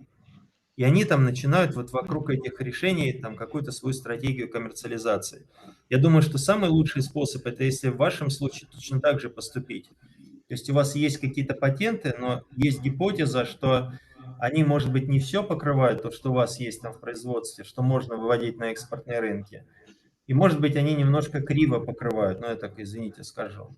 И мы тогда, получается, будем анализировать не столько патенты, сколько, отталкиваясь от этих ваших патентов, ваши технические решения, выявляя потенциал коммерциализации, выявляя, на какие рынки их можно выводить и каким образом. И вполне возможно, что можно будет еще, вернее, нужно будет еще их допатентовывать для того, чтобы это делать безопасно. Спасибо за ответ. То есть я поняла, что это возможно, это нужно и необходимо делать. Мне кажется, да. Да, то есть такой в обратную сторону. Но вот вторая мысль, которая на которую меня натолкнул ваш доклад, вообще позаниматься анализом точек приложения усилий, да, поскольку все-таки на нашем предприятии как таковое патентование и создание объектов интеллектуальной собственности не есть основная. Мне помолчать? Говорите. Говорить, да? Ага. Не есть основная деятельность, да, поэтому, конечно, это дополнительное время, дополнительные ресурсы. Поэтому хотелось бы провести анализ точек приложения усилий, то есть направления деятельности. Это является... Я сейчас, как вы сказали, я фантазирую вот сейчас с колес, да, это мысли, которые родились в голове после вашего доклада. Ну, например, в одном структурном подразделении более активные там айтишники, а в другом группа товарищей там диагносты, а в третьем там, еще какая-то история, да. И эта активность, это есть действительно действующая проблематика в этом направлении, да, или это есть концентрация хорошей команды, которая просто творит, да, в свободное от работы время. Вот этой историей тоже хочется позаниматься. чтобы понять, да, и чтобы, может быть, немножко вот это творчество, их усилия направить в более правильное русло для пользы предприятия. Такое Да, творчество. да, спасибо большое. Здесь, конечно, вам особенно трудно будет с айтишниками разобраться, реально они там что-то делают или нет. Вот. И здесь, конечно, очень большая нагрузка, знаете, на именно стратегический менеджмент. То есть, понятное дело, это можно сделать, но дальше начнется как бы ваша зона деятельности, где вы будете, ну, так вот, через кровь перестраивать вот эти вот все процессы, которые там у вас уже реализованы. Я хочу сказать, знаете, что вот у нас я всегда выступаю и прошу забыть про слово патенты, несмотря на то, что мы в Роспатенте и так далее, потому что в некоторых случаях мы начинаем работать с заказчиком, вообще не держа в голове патенты. Вот он нам говорит, например, у нас есть один заказчик, который производит мобильные радиостанции. И он говорит, вот я произвожу мобильные радиостанции, и я хочу ну, понять, могу ли я какие-то решения продавать еще где-то, не только для радиостанций. То есть он вообще про патенты не говорит. И неважно, запатентовано у него это или нет. Мы начинаем выявлять его так называемые научные компетенции и технологические возможности. Мы находим, например, что они для того, чтобы эту мобильную радиостанцию реализовать, у них есть крутая команда, которая умеет анализировать спектральный сигнал, ну, обрабатывать спектры. Мы начинаем смотреть, а что в мире еще есть, ну, там, где можно анализ спектров делать. Например, там, когда ты землетрясение должен отделить от ядерных испытаний. И мы тогда управление, ну, как то приложение усилий, как раз то, что вы говорите, большое вам спасибо за вопросы. Мы ему говорим, смотри, вот у тебя есть команда, которая анализирует спектры. В принципе, вот она может быть применена в медицине и так далее, и так далее. Это что касается команды. Что касается, например, оборудования и процессов, мы то же самое делаем. Мы говорим, смотри, ты вот на этом оборудовании делаешь там дешифраторы, но в принципе с некоторой адаптацией ты можешь на этом оборудовании делать еще что-то. Вот такое вот комплексное исследование, оно у нас даже название пока не имеет, мы называем диверсификация. Но вот это примерно то, о чем вы говорите. Ну вот этот вопрос у меня тоже возник, когда был слайд, и вы говорили про экосистему Китая, и вы начали только свой доклад. У меня такой тоже вопрос возник. Вы интересно начали о том, как вы берете информацию, анализируете и выходите на патенты. У меня возник вопрос, думаю, а какие источники информации, то есть где вы берете, что вы анализируете? Значит, смотрите, мы анализируем, ну, максимум информации, которая только можно. В первую очередь, я думаю, что 80%, 85, 90, может быть, даже ценности – это мировой патентный фонд, как ни странно. Это 150 миллионов патентных документов, за которые заплатили деньги, которые пополняются со скоростью 250 тысяч в месяц. Помимо этого, например, когда мы анализируем в какой-то области, скажем, магнитная левитация, мы начинаем анализировать интернет. То есть мы забираем сайты ассоциаций, которые сформированы в области магнитной левитации по всему миру. Для этого у нас, ну, как бы английский язык хороший, все такое, понятное дело. Выявляем компании, которые работают в магнитной левитации, начинаем проработку этих компаний, их корпоративных сайтов, значит, если есть профили, допустим, ключевых разработчиков в LinkedIn или еще где-то, мы там смотрим. Дальше мы смотрим все конференции, которые проводятся в области магнитной левитации в мире. Смотрим, какие доклады на этой конференции были и кто выступал спонсорами. Потому что одно дело, ты на конференцию приехал как участник, ну, как бы тебя послали, может, ты там не самый нужный сотрудник в компании, как бы, или тебя там наградили этой поездкой. А другое дело, если компания выступает спонсором, она опять же платит деньги, и мы тогда эту компанию забираем, потому что, скорее всего, ей магнитная левитация интересна, и начинаем ее раскручивать. Компании, которые с докладами выступают, то же самое. И таким образом у нас формируется вот это вот информационное поле для анализа. В некоторых случаях мы понимаем, ну, что нужно быстрее сделать или, наоборот, более полно, привлекаем партнеров. То есть у нас есть партнерские компании, которые делают, например, мониторинг непатентной информации. Они мониторят научные публикации, они мониторят, допустим, все факты слияний и поглощений компаний в определенной области, они могут мониторить факты инвестирования, когда компания инвестирует или государство инвестирует в это технологическое направление, вплоть до того, что они, например, мониторят HeadHunter и смотрят, каким образом меняются требования к вакансиям, которые размещаются в этой области, чтобы понять тоже изменение таких технологических приоритетов. То есть мы, в принципе, можем делать очень большие вещи, но тут дальше уже как бы вопрос бюджета встает.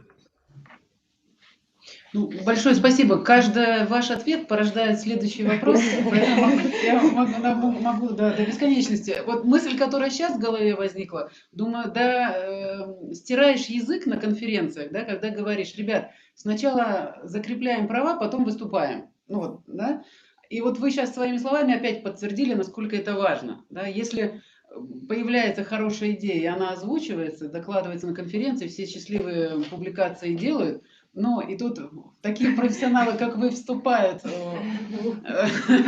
в первых рядах и забирают эти хорошие идеи. Ну, поэтому еще раз огромное спасибо за каждый ваш ответ.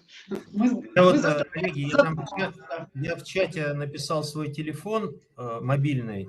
Вы не стесняйтесь в Телеграме, если у вас потом появятся какие-то идеи, пишите, пожалуйста, я с удовольствием с вами выйду на контакт. Спасибо. Спасибо. Спасибо. Так, продолжаем. Да? Николай Васильевич, пожалуйста, слово вам. Попов Николай Васильевич, заместитель руководителя проектного офиса Федерального института промышленной собственности. Добрый день, коллеги. Предоставьте мне, пожалуйста, возможность показывать экран. Ага, есть, вижу. Включаю. Так, все отлично. Отлично, спасибо большое. Мое выступление, оно будет уже такое более, наверное, учебно-методическое с самого начала, и потом уже как раз про наши региональные инициативы. Наверное, потому что сейчас, вот после того, как вы услышали вообще все, ну или почти все, что может патентная аналитика, наверное, всем, а может быть некоторым, я надеюсь, что большинству захотелось уже скорее начать самому что-то делать. И мы вообще всегда за это. То есть не нужно что-то ждать, там, каких-то импульсов, что кто-то там, например, скажет, да, почему вы до сих пор это не делаете. Нужно просто постепенно самому разбираться, и мы всегда открыто очень помогаем, рассказываем, как это правильно делать. Поэтому вот я сегодня хочу с самых основ начать, рассказать про основные определения, которыми мы пользуемся, рассказать еще раз про патентную информацию, в чем ее особенность, назвать все публикационные поля, которые в патентной информации используются, рассказать об их бизнес-смысле, то есть как их интерпретировать с точки зрения решения бизнес-задач. Вот. Ну и далее уже пройдемся по структуре патентного ландшафта, вот нашего ключевого такого флагманского продукта, который мы в том числе и для регионов предлагаем. И дальше уже наши 2-3 инициативы для регионов, для того, чтобы попытаться дальше выстроить возможную нашу кооперацию. Я надеюсь, что это получится. Итак, начнем с того, что вообще патентная информация. Да, вот, ну, я думаю, что аудитория довольно-таки подготовленная. Думаю, что это патентоведы, специалисты, но тем не менее мы всегда этот постулат еще раз повторяем. Патентная информация – это обязательное условие возникновения патентной охраны, с нее она просто не наступает.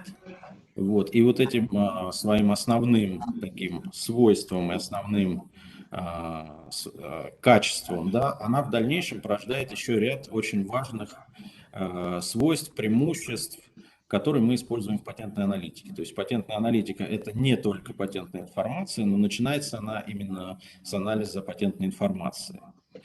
Сам патент – это просто грамота, но его содержательная часть раскрывается в описании изобретения или в описании полезной модели и других объектов патентного права.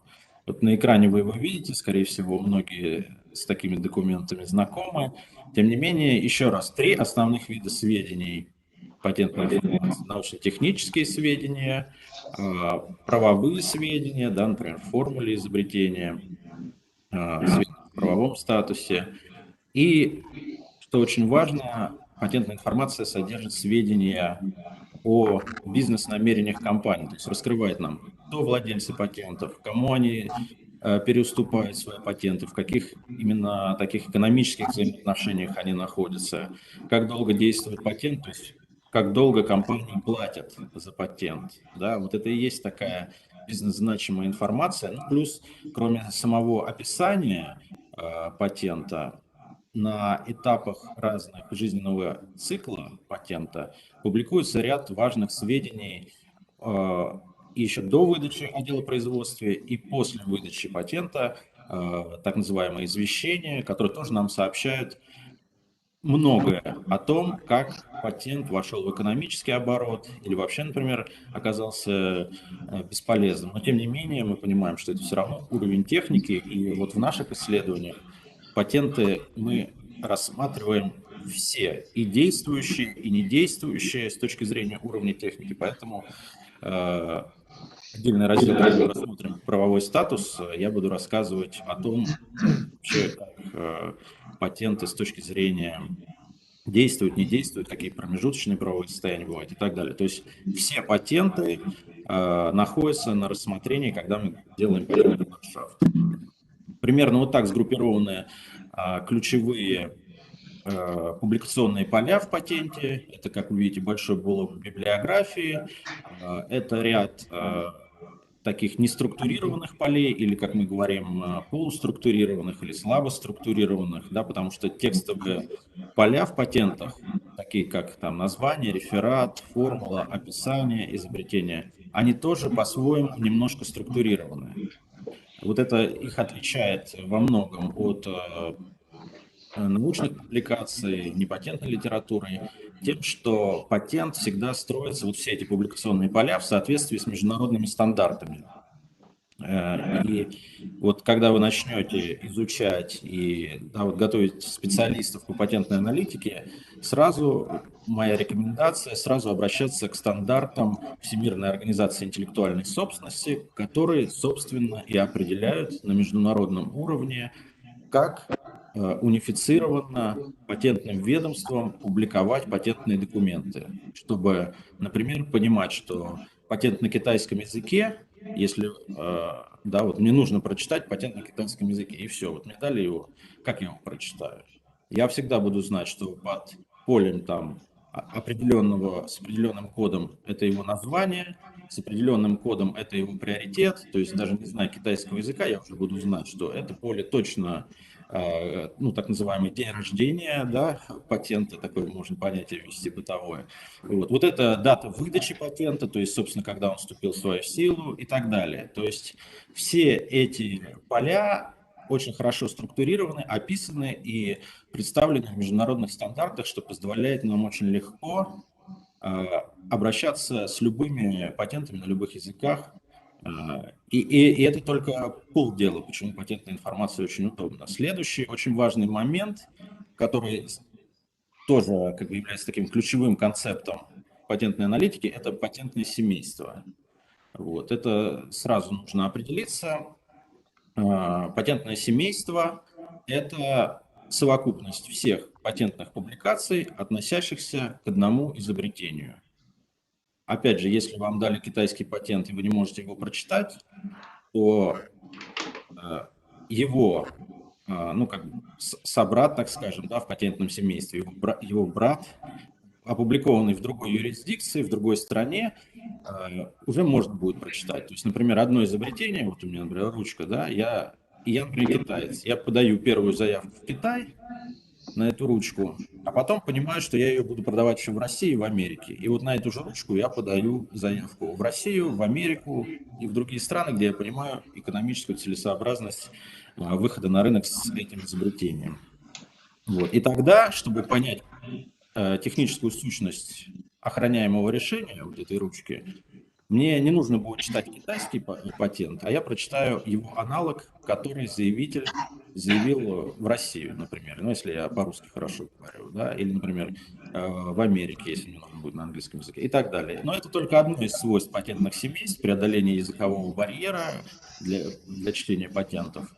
у патентных семейств очень много сразу свойств. Они раскрывают географическую стратегию заявителя, да, ну, вот то, о чем я сказал. Мы сразу понимаем, на какие рынки я выхожу или намереваюсь выйти. Да. Если я только подал заявку в какую-то страну с этим изобретением, это мои намерения. Если я уже в этой стране получил патент на это же изобретение, это значит мои уже намерения коммерциализировать его. И вот состав и структура патентных семейств – один из ключевых показателей качества патента, его, возможно, даже перспектив, потому что все внутренности патентных семейств, там же не только включаются заявки и патенты, там включаются и отчеты о поиске, которые раскрывают, как экспертизу проходил патент, и, возможно, переводы, которые на национальных фазах. То есть это целая масса публикаций вокруг одного изобретения, которое очень хорошо и детально нам раскрывает вообще судьбу решения, технического решения охраняемого. Здесь нужно сразу сказать, вот на слайде вы видите, что с патентными семействами вроде все просто, да, там, где там они охраняются, а с другой стороны есть разные подходы к определению патентных семейств. Бывает простое патентное семейство, это когда вот есть родительская заявка, видите, ручка, и вот именно она, точь в точь, пошла в разные страны охраняться, например, там 40 стран. И везде одна и та же ручка. Но бывает, заявитель начинает, ну, как, скажем по-простому, чудить или усложнять эту схему. Например, он понимает, что первичная заявка была вот такая, да, и пошла она в несколько стран охраняться. А вот в какую-то четвертую страну нужно будет охранять только какую-то часть этого изобретения. Сделать выделенную заявку, да, например, вот это целиком она будет неинтересна на рынке. А вот ее часть будет востребовано. И тогда он начинает менять родительскую заявку и начинает охранять в третьих странах уже чуть-чуть другое изобретение. То есть говорить о том, что это одно и то же, можно с какой-то долей условности. И тогда расширенные семейства начинают менять потихонечку, а в некоторых случаях даже очень сильно суть первичного изобретения. Есть вот такой пример, который мы всегда показываем. В рамках одного изобретения заявитель сначала подал вот такую коляску инвалидную для передвижения по лестнице, а потом, выделяя из нее элементы, вернее, такие приоритеты, да, можно так сказать, выделяя новые приоритетные заявки, потому что много узлов у этого изобретения, он в итоге подал заявку на Segway. Это вот такое средство для передвижения, ну, то ли развлекательное, то ли для, там, не знаю, доставки пиццы и так далее. То есть мы уже понимаем, что в одном расширенном патентном семействе, которое объединено приоритетными связями, да, вот есть там, например, и у того, и другого режим движения по лестнице, вот Stair Mode, красной стрелочкой показано. Таким образом, в одном расширенном патентном семействе могут не просто разные уже появляться изобретения, а целые предметные области объединяться. И если бы, например, мы делали патентный ландшафт про инвалидные коляски, то уже изобретение с вот этим человеком, который развозит пиццу, было бы нерелевантно в предметной области. И тогда мы говорим, что оно нам мешает для того, чтобы правильно раскрыть предметную область и провести исследование. Но для того, чтобы решать задачу, например, междисциплинарности, о которой, например, сегодня говорил Олег Валерьевич, помните, когда батискаф погружается в море для того, чтобы собирать нефть, а с другой стороны в детском парке там начинают американские горки, да, вот крутить, а технология одна и та же. То есть вот это те случаи, и расширенное семейство – это тот индикатор, который позволяет нам исследовать междисциплинарность и новые области применения известных технических решений. Ну, кстати говоря, не только расширенные семейства выдают вот такую междисциплинарность, для этого еще и разные есть анализ международных классификаторов патентного цитирования, об этом мы еще чуть-чуть поговорим.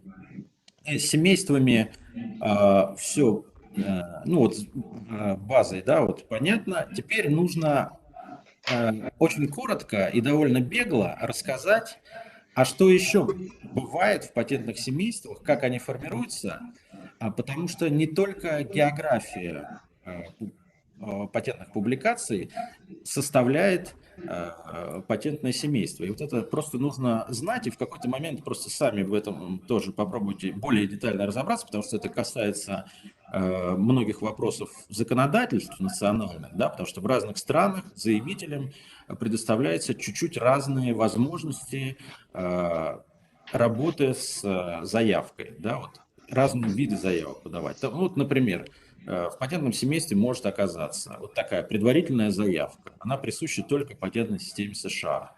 Это такой способ буквально на клочке бумаги подать заявку без формулы за $100, просто в ведомство заслать. Главная цель такой заявки – застолбить приоритет. То есть у вас будет дата, и вы уже будете первым в отношении этого технического решения. И дальше в течение 12 месяцев подать уже основную заявку и спрашиваю приоритет вот по предварительной заявке. Причем эта заявка не публикуется, но уже когда будет сформировано патентное семейство, мы получим сведения, что эта предварительная заявка была, и этот приоритет получен по ней. Вот такой ход возможен только в США. У нас такой нормы нет, поэтому только когда вы будете изучать уже американские патенты, вы столкнетесь с ней.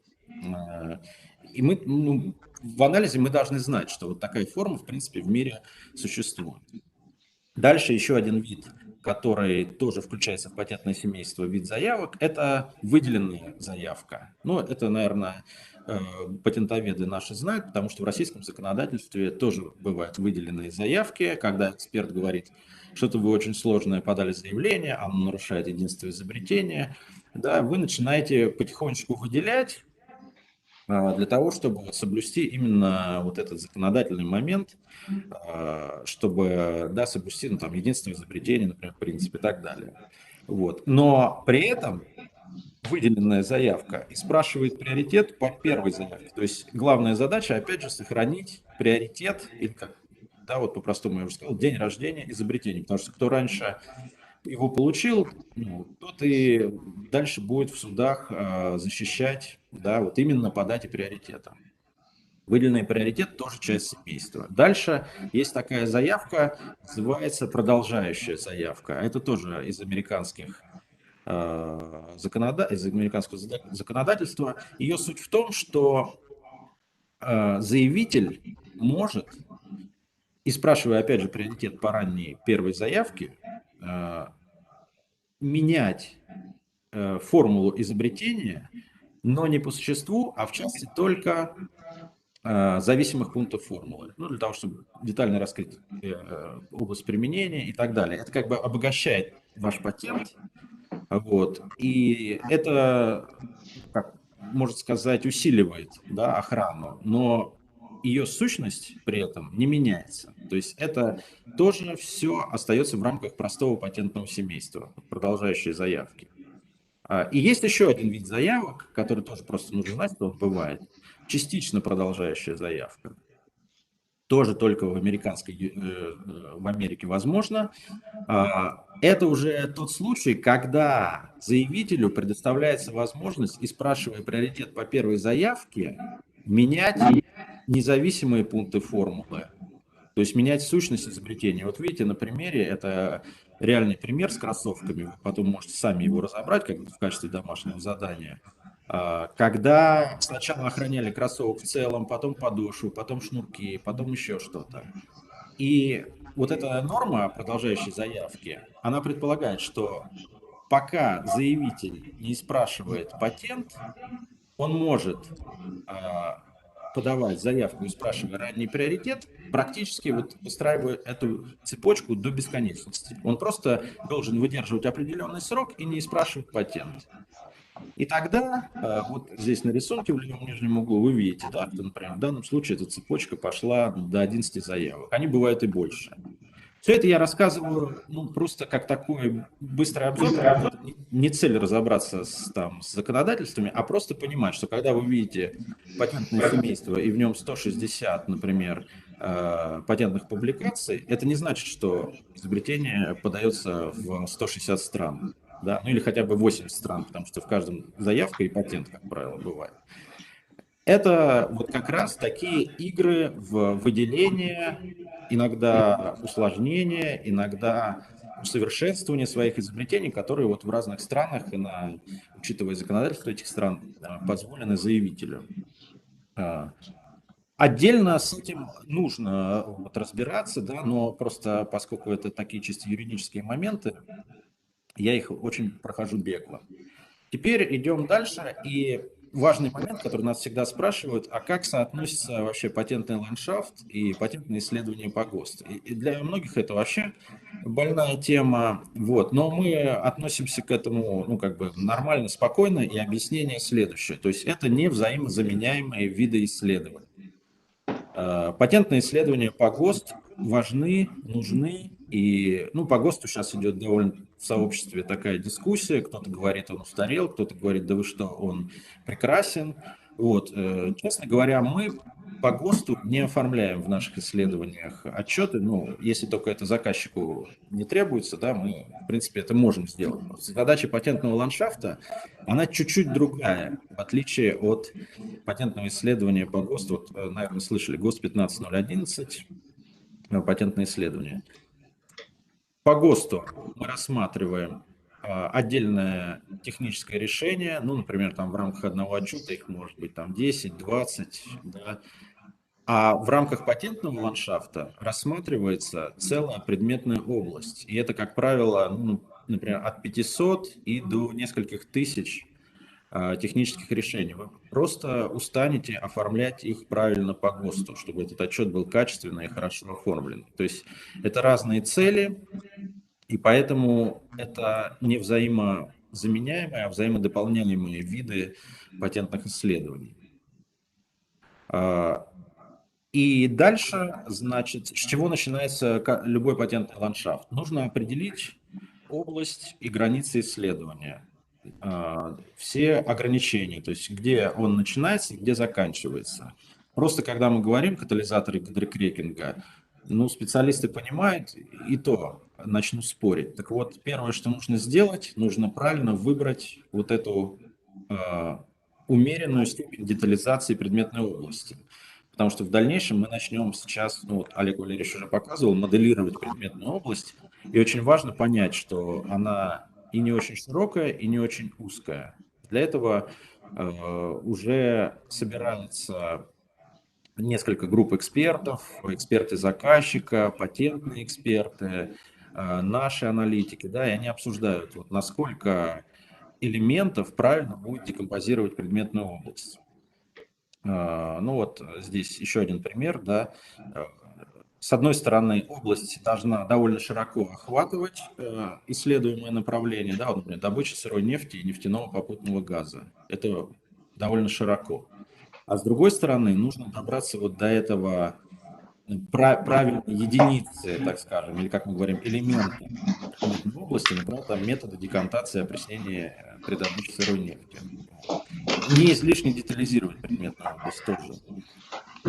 И дальше, когда начинается, когда мы поняли, из чего состоит предметная область, мы начинаем ее моделировать. Ну вот сегодня пример модели предметной области по катализаторам и по роботам на нефтяных скважинах Олег Валерьевич показывал. Я просто кратко вот на такой схеме показываю, как мы это делаем. Это несколько итераций. Модель в отраслевом патентном ландшафте разрабатывается почти месяц. Примерно там 3 недели. Потому что это несколько заходов. Сначала бизнес-аналитики набрасывают некие драфт-модели, просто поиском открытым по интернету. Потом собираемся вместе с нашими патентными экспертами, потому что за каждым проектом закрепляется патентный эксперт из отраслевого отдела ФИПС. У нас 20 отраслевых отделов почти по любой тематике. Патентный эксперт, который рассматривает эти заявки всю жизнь, например, подключается и говорит, как правильно нужно скорректировать модель.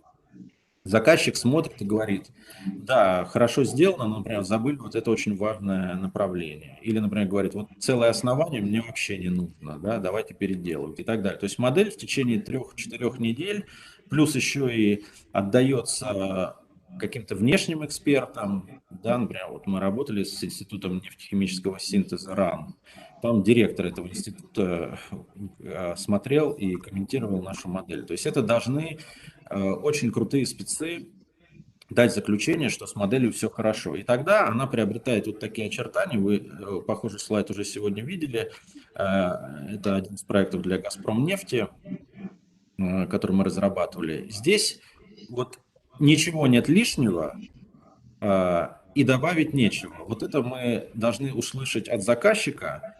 И первый этап патентного ландшафта заканчивается именно формированием модели. Модель – самодостаточный результат патентного ландшафта, потому что эта модель в дальнейшем может быть использована для других видов исследований, не только для патентов, а для там, не знаю, там, поиска по непатентной информации, маркетинговых исследований, еще каких-то возможных исследований.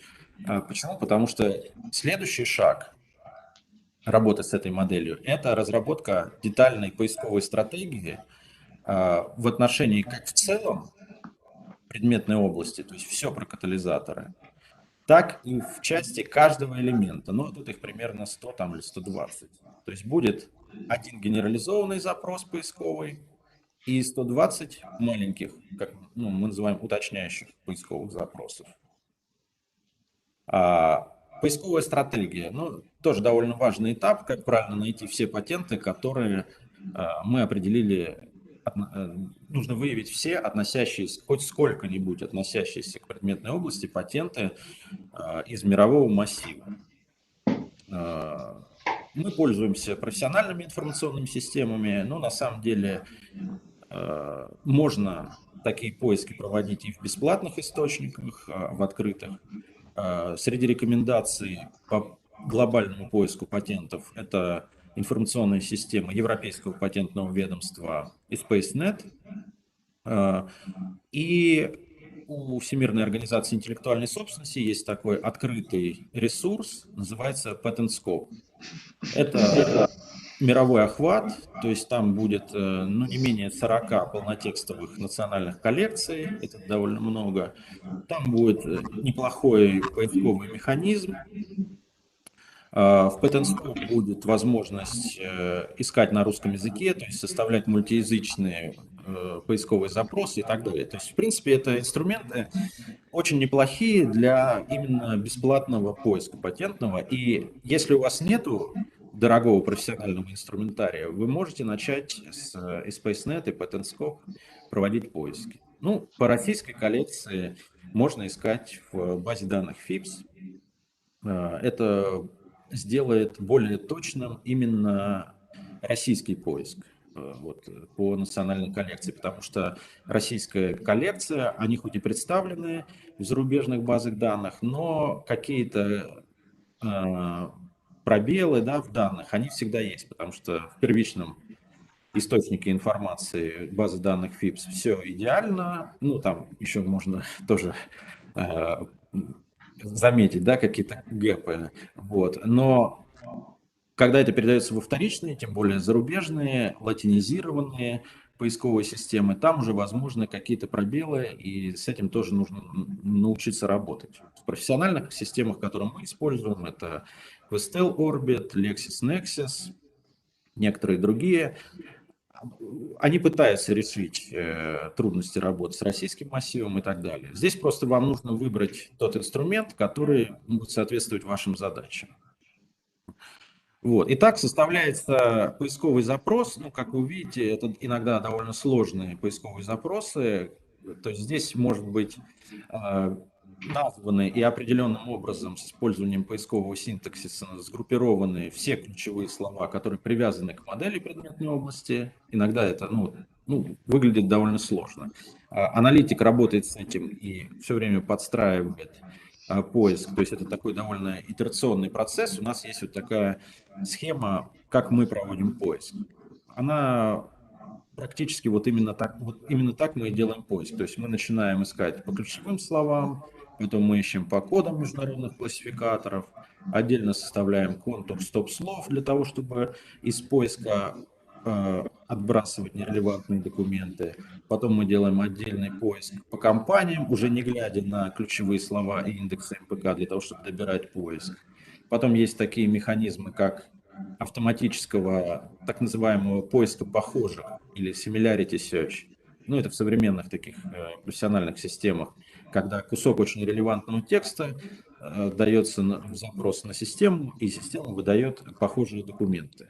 Вот. Это тоже неплохой контур поиска, он добирает тоже определенное количество релевантов и так далее. То есть здесь мы, в принципе, вот этому всему учим практически на нашей вот такой полной программе «Современная патентная аналитика», которая там 40 часов идет, целую неделю. Мы можем прям детально научить, как мы это делаем. Вот. У нас на базе НОС такой курс есть, я в конце о нем упомяну, потому что здесь, конечно, практика нужна.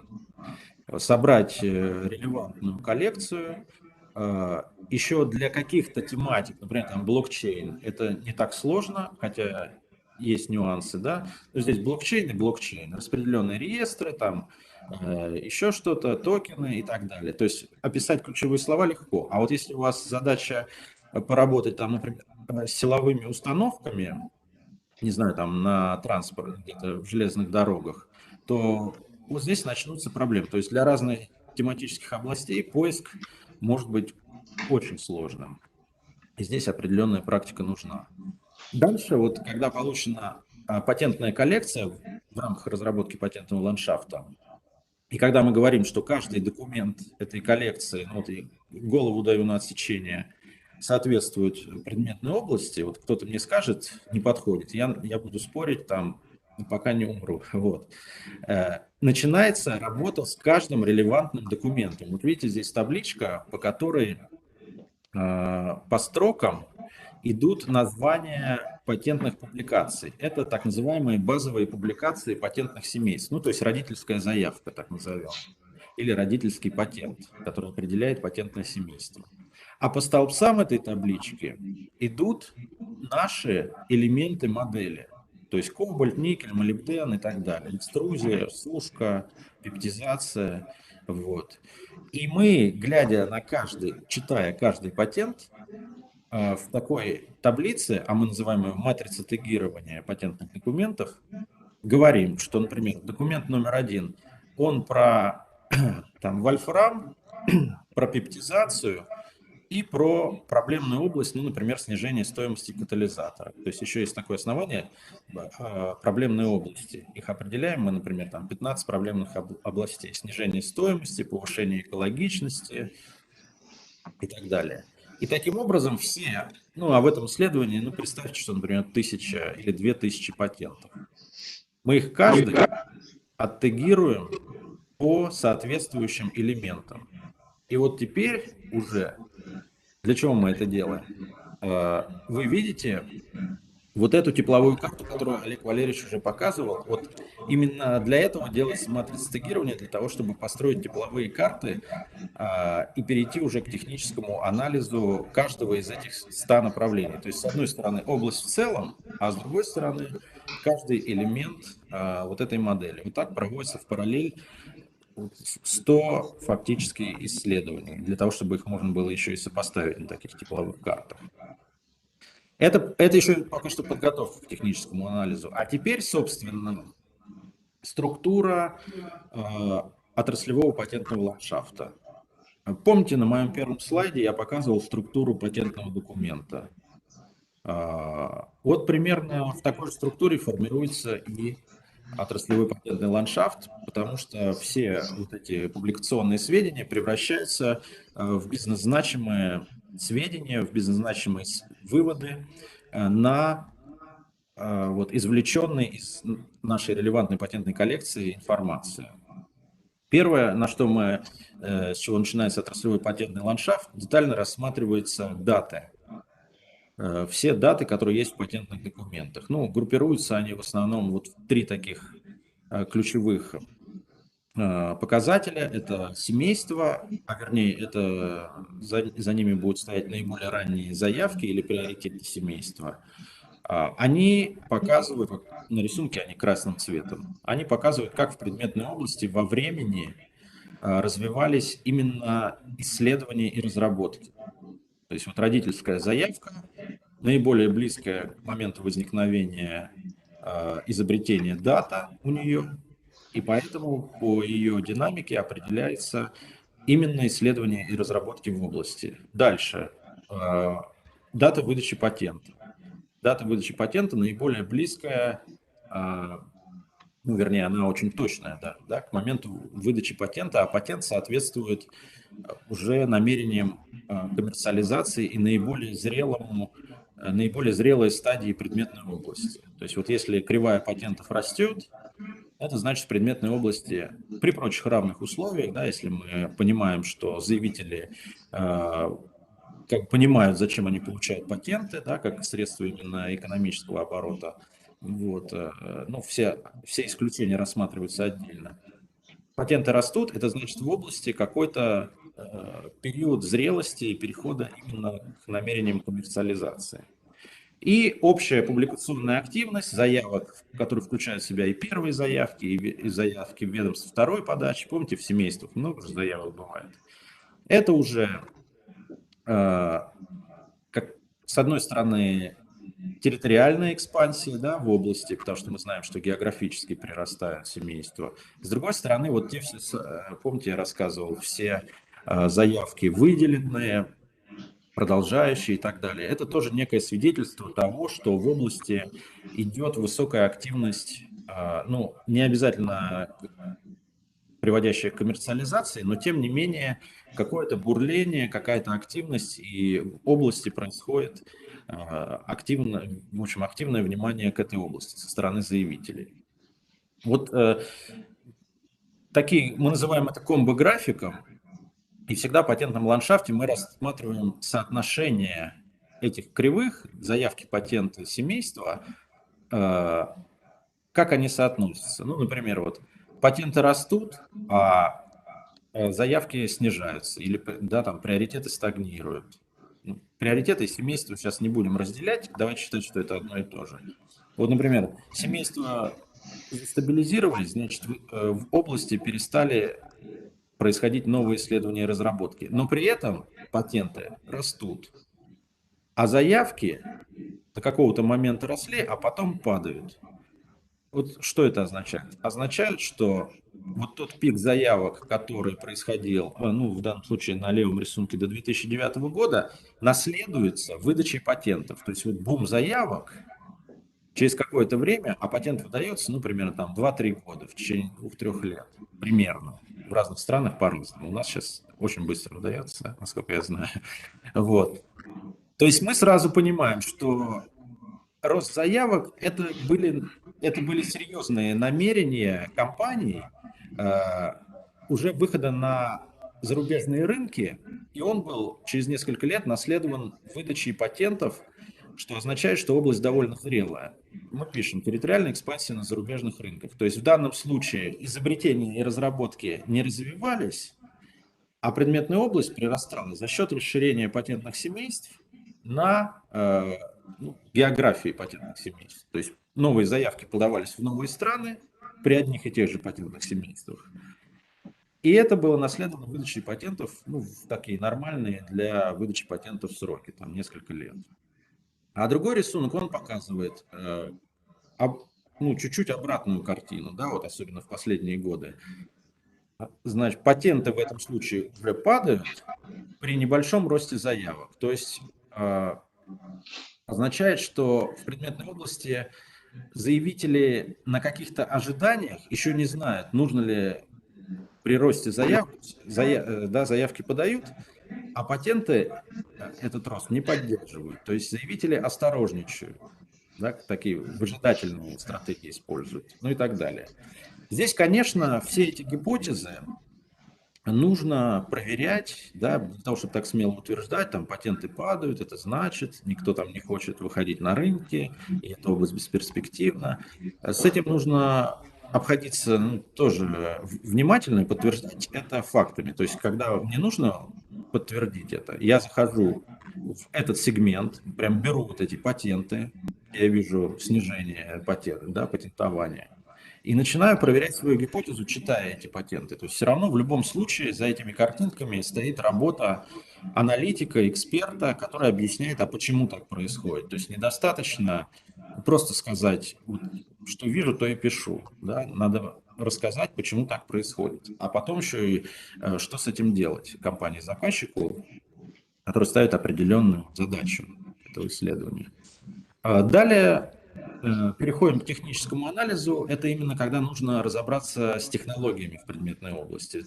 Это вообще самый большой раздел в отраслевом патентном ландшафте, ключевой, наверное, раздел. И его можно сделать очень просто с помощью анализа международных патентных классификаций, потому что все патентные документы классифицируются одним или несколькими классификаторами. И, например, есть там подраздел международной патентной классификации нанотехнологии, B82B он кодируется. Вот я беру и просто все патентные документы ранжирую по этому подклассу и вижу, да, там, например, их много или их мало, и говорю, что то или иное технологическое направление в соответствии с международной патентной классификацией находится либо в очень какой-то стадии популярности, бума какого-то, или наоборот стагнирует. Да, это очень просто. И при этом ВАИС, Всемирная организация интеллектуальной собственности, она еще более упростила этот подход. Она придумала, что всю международную патентную классификацию, а это такая, ну, знаете, наверное, иерархическая структура, которая состоит из 8 разделов, 10 подразделов, там 110 классов, 640 подклассов, и в итоге они еще и делятся на 70 тысяч подгрупп. То есть это очень большая структура для анализа. Так вот, ВАИС как бы зашили всю эту структуру всего лишь навсего в 35 технологических направлений. То есть, в принципе, вы любую предметную область можете анализировать с помощью 35 индикаторов, ну или так, например, областей применения, так скажем, которые ВАИС определила. За каждым из этих вот гексагонов, которые вот здесь вот размещены слева внизу, стоит определенная группа индексов международной патентной классификации. И вы говорите, что предметная область больше всего концентрируется там где-то в оптике, да, или там environmental technology, это окружающая среда и так далее. Это очень просто вот так разложить. А есть более сложный подход. Это вот который мы рассказываем, вот эти тепловые карты, когда каждый патентный документ тегируется, потом мы его каждый будем читать и так далее. Есть такой промежуточный довольно-таки подход, это когда предметная область не детально вот так тегируется, а разделяется на сегменты. Вот видите, это можно делать либо автоматически, современные инструменты позволяют, вот как раз те самые ландшафтные карты строить, когда система сама читает патентные документы и понимает, каким образом так называемые технологические концепты, ну, словосочетания устойчивые, упоминающиеся в текстах, группирует на ландшафтной карте. Нам, честно говоря, не очень нравится, как в современных системах это реализовано. И, в принципе, вот такие карты, как вы видите вот здесь внизу, вправо внизу, да, вот устройство управления, мы можем делать сами. И вы можете делать сами. Делается это очень просто. Вы понимаете, что предметная область состоит, ну, например, вот из 20 сегментов. Вот, устройство управления, рельсовая цепь, база данных и так далее. Вы это поняли и экспертно подтвердили. И у вас есть некая общая тематика. Ну, например, это объекты железнодорожной инфраструктуры.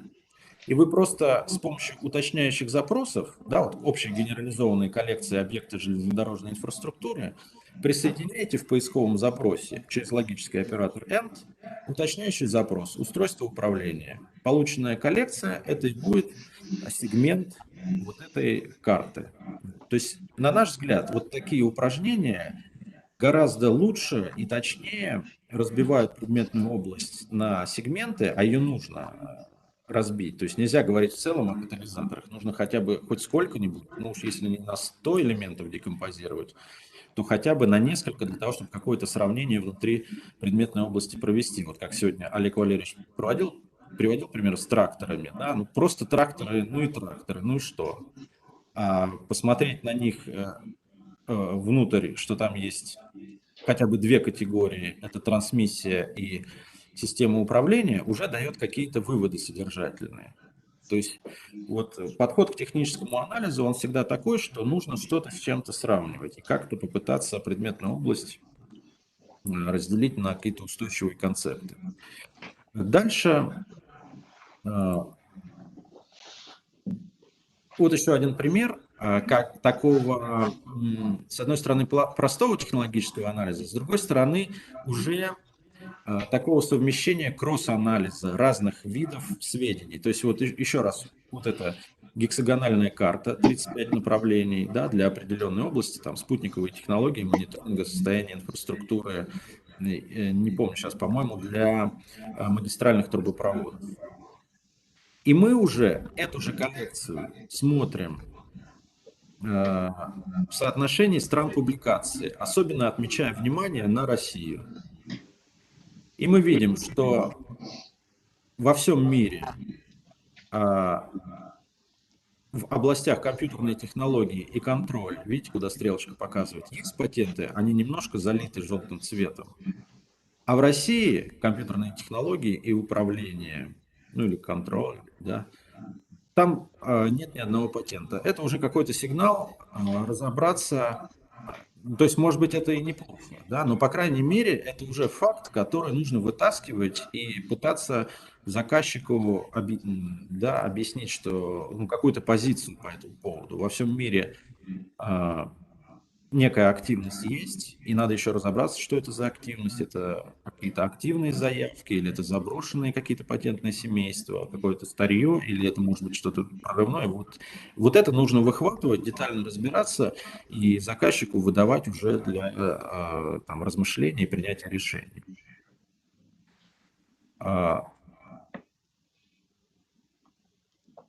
Вот. Ну, этот слайд тоже вы уже видели. Это когда уже самая такая сложная детальная работа с техническим анализом, да, когда выхватываются из тепловой карты аномальные сегменты с резким ростом. Здесь Олег Валерьевич останавливался, я уже детально не буду. Здесь единственное, что скажу, что в описании вот этих аномалий также принимают участие эксперты трех уровней.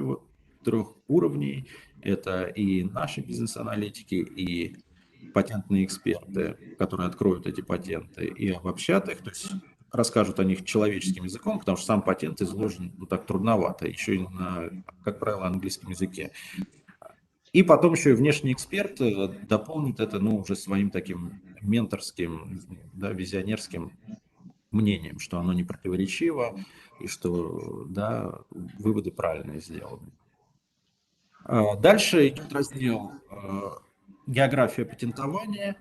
В географии патентования детально исследуем, откуда изобретения происходят и куда они идут, то есть рынки. С одной стороны, происхождение исследований и разработок, а тут, видите, я привел начинку этого дела, что в любой патентной публикации всегда в ее номере зашивается код страны этой публикации, где она опубликована. То есть, в принципе, географию патентования можно делать на коленке, вот так, если грубо говорить. В Excel я когда-то так это и делал. Отделяется от публикации код страны. Коды страны все определены стандартом ВАИС, стандарт номер 2. И вы просто с помощью даже Excel-средств вы можете посчитать вот так в динамике по годам, да, потому что у каждой публикации еще есть и год публикации, даже дата публикации, страны-лидеры, ну и так далее, их соотношение и так далее. Что с этим интересного можно делать?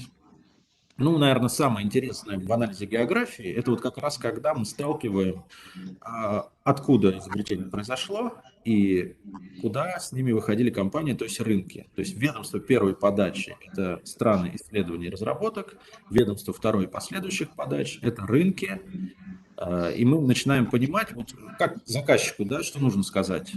В рассматриваемой предметной области есть устойчивый набор рынков, куда компании делают основное внимание. То есть они понимают, что на этих рынках она будет продаваться. И вот мы заказчику говорим, если вы планируете вообще патентоваться в этой области и выходить на международные рынки, то есть некий базовый устойчивый набор стран, где вам нужно планировать патентную охрану. Причем вам нужно сразу планировать, что это и определенная юридическая составляющая. Вам нужно будет разбираться, с какими патентными поверенными в этих странах вы будете работать. Просто если вы этого не будете делать, вы получите российский патент, а в других вот этих странах, где уже на рынках эта продукция видно, что по опыту этой практики патентования востребованы, там будут просто ваши изобретения использовать. То есть сразу закладывайте в программу, в стратегию патентования то, что есть определенный набор рынков, где нужно будет как-то попытаться защититься, выйти на эти рынки, получить международную охрану и планировать коммерциализацию, потому что есть спрос в таких-то странах.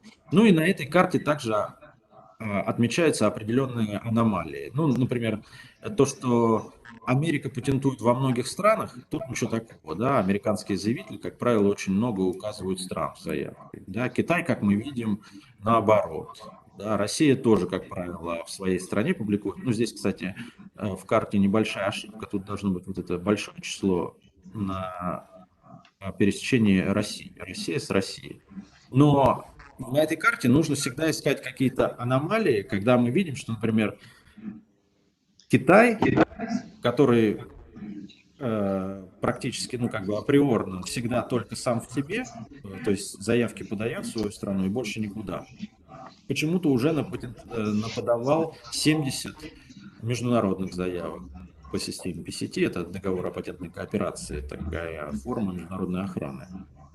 Да, а что-то они делают в Индии, 4 заявки. То есть вот эти на Украине одна заявка китайская.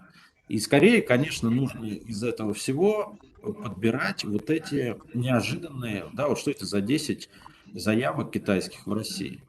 Первое, что мы начнем делать, это смотреть, что это за 10 заявок и как это угрожает вообще российским интересам, и в частности, например, нашему заказчику, который тоже патентуется в этой области. То есть это риски или это возможности для нашей кооперации какой-то с Китаем.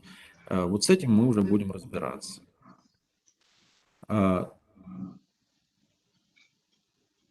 Теперь большой важный раздел – это когда мы разбираемся все, что касается компаний, профилирование компаний в предметной области, их рейтинги, их ключевые патенты. У каждой компании будет своя какая-то специфика патентования, свои подходы.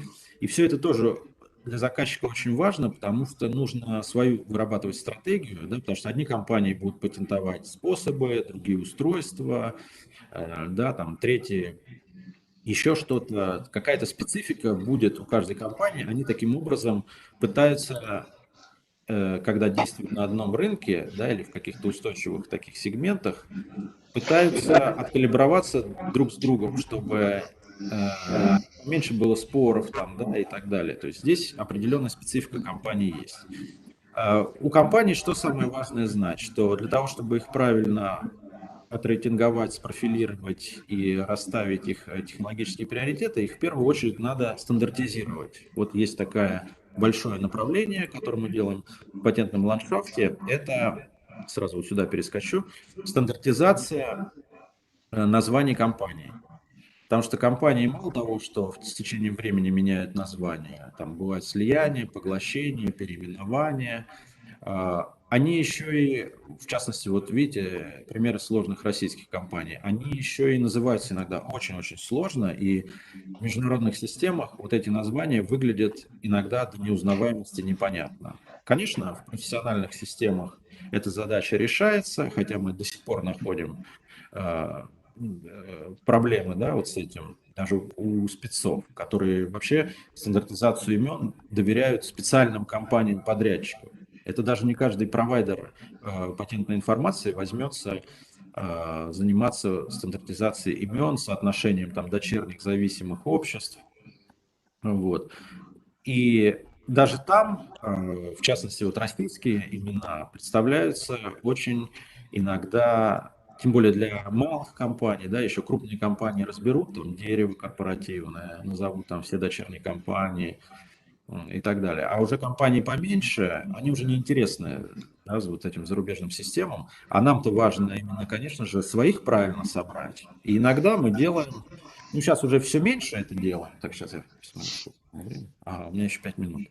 Вот. Когда-то я сам делал полную стандартизацию всех российских названий компаний. То есть я брал прямо 1 год публикационный, сам переименовывал вот компании. Вот это вот реальный рейтинг российских компаний. Причем он так работает, что к каждому названию стандартизированному есть поисковый запрос, к которому можно обратить к российской базе данных и получить реальное число патентов с учетом вот всех этих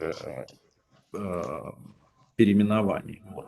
Ну, сейчас мы, конечно, уже таким не занимаемся детализацией, но, конечно, в каждом исследовании отдельно выявить пул российских компаний, которые действуют в предметной области, отдельно их посмотреть патенты, отдельно решить задачу, вот ту, о которой сегодня говорил Олег Валерьевич, когда РЖД не могла понять, какие патенты ценные, да, и правильно сказать, что с ними делать. Вот такой сегмент тоже в патентном ландшафте всегда есть, то есть внимание к российским компаниям.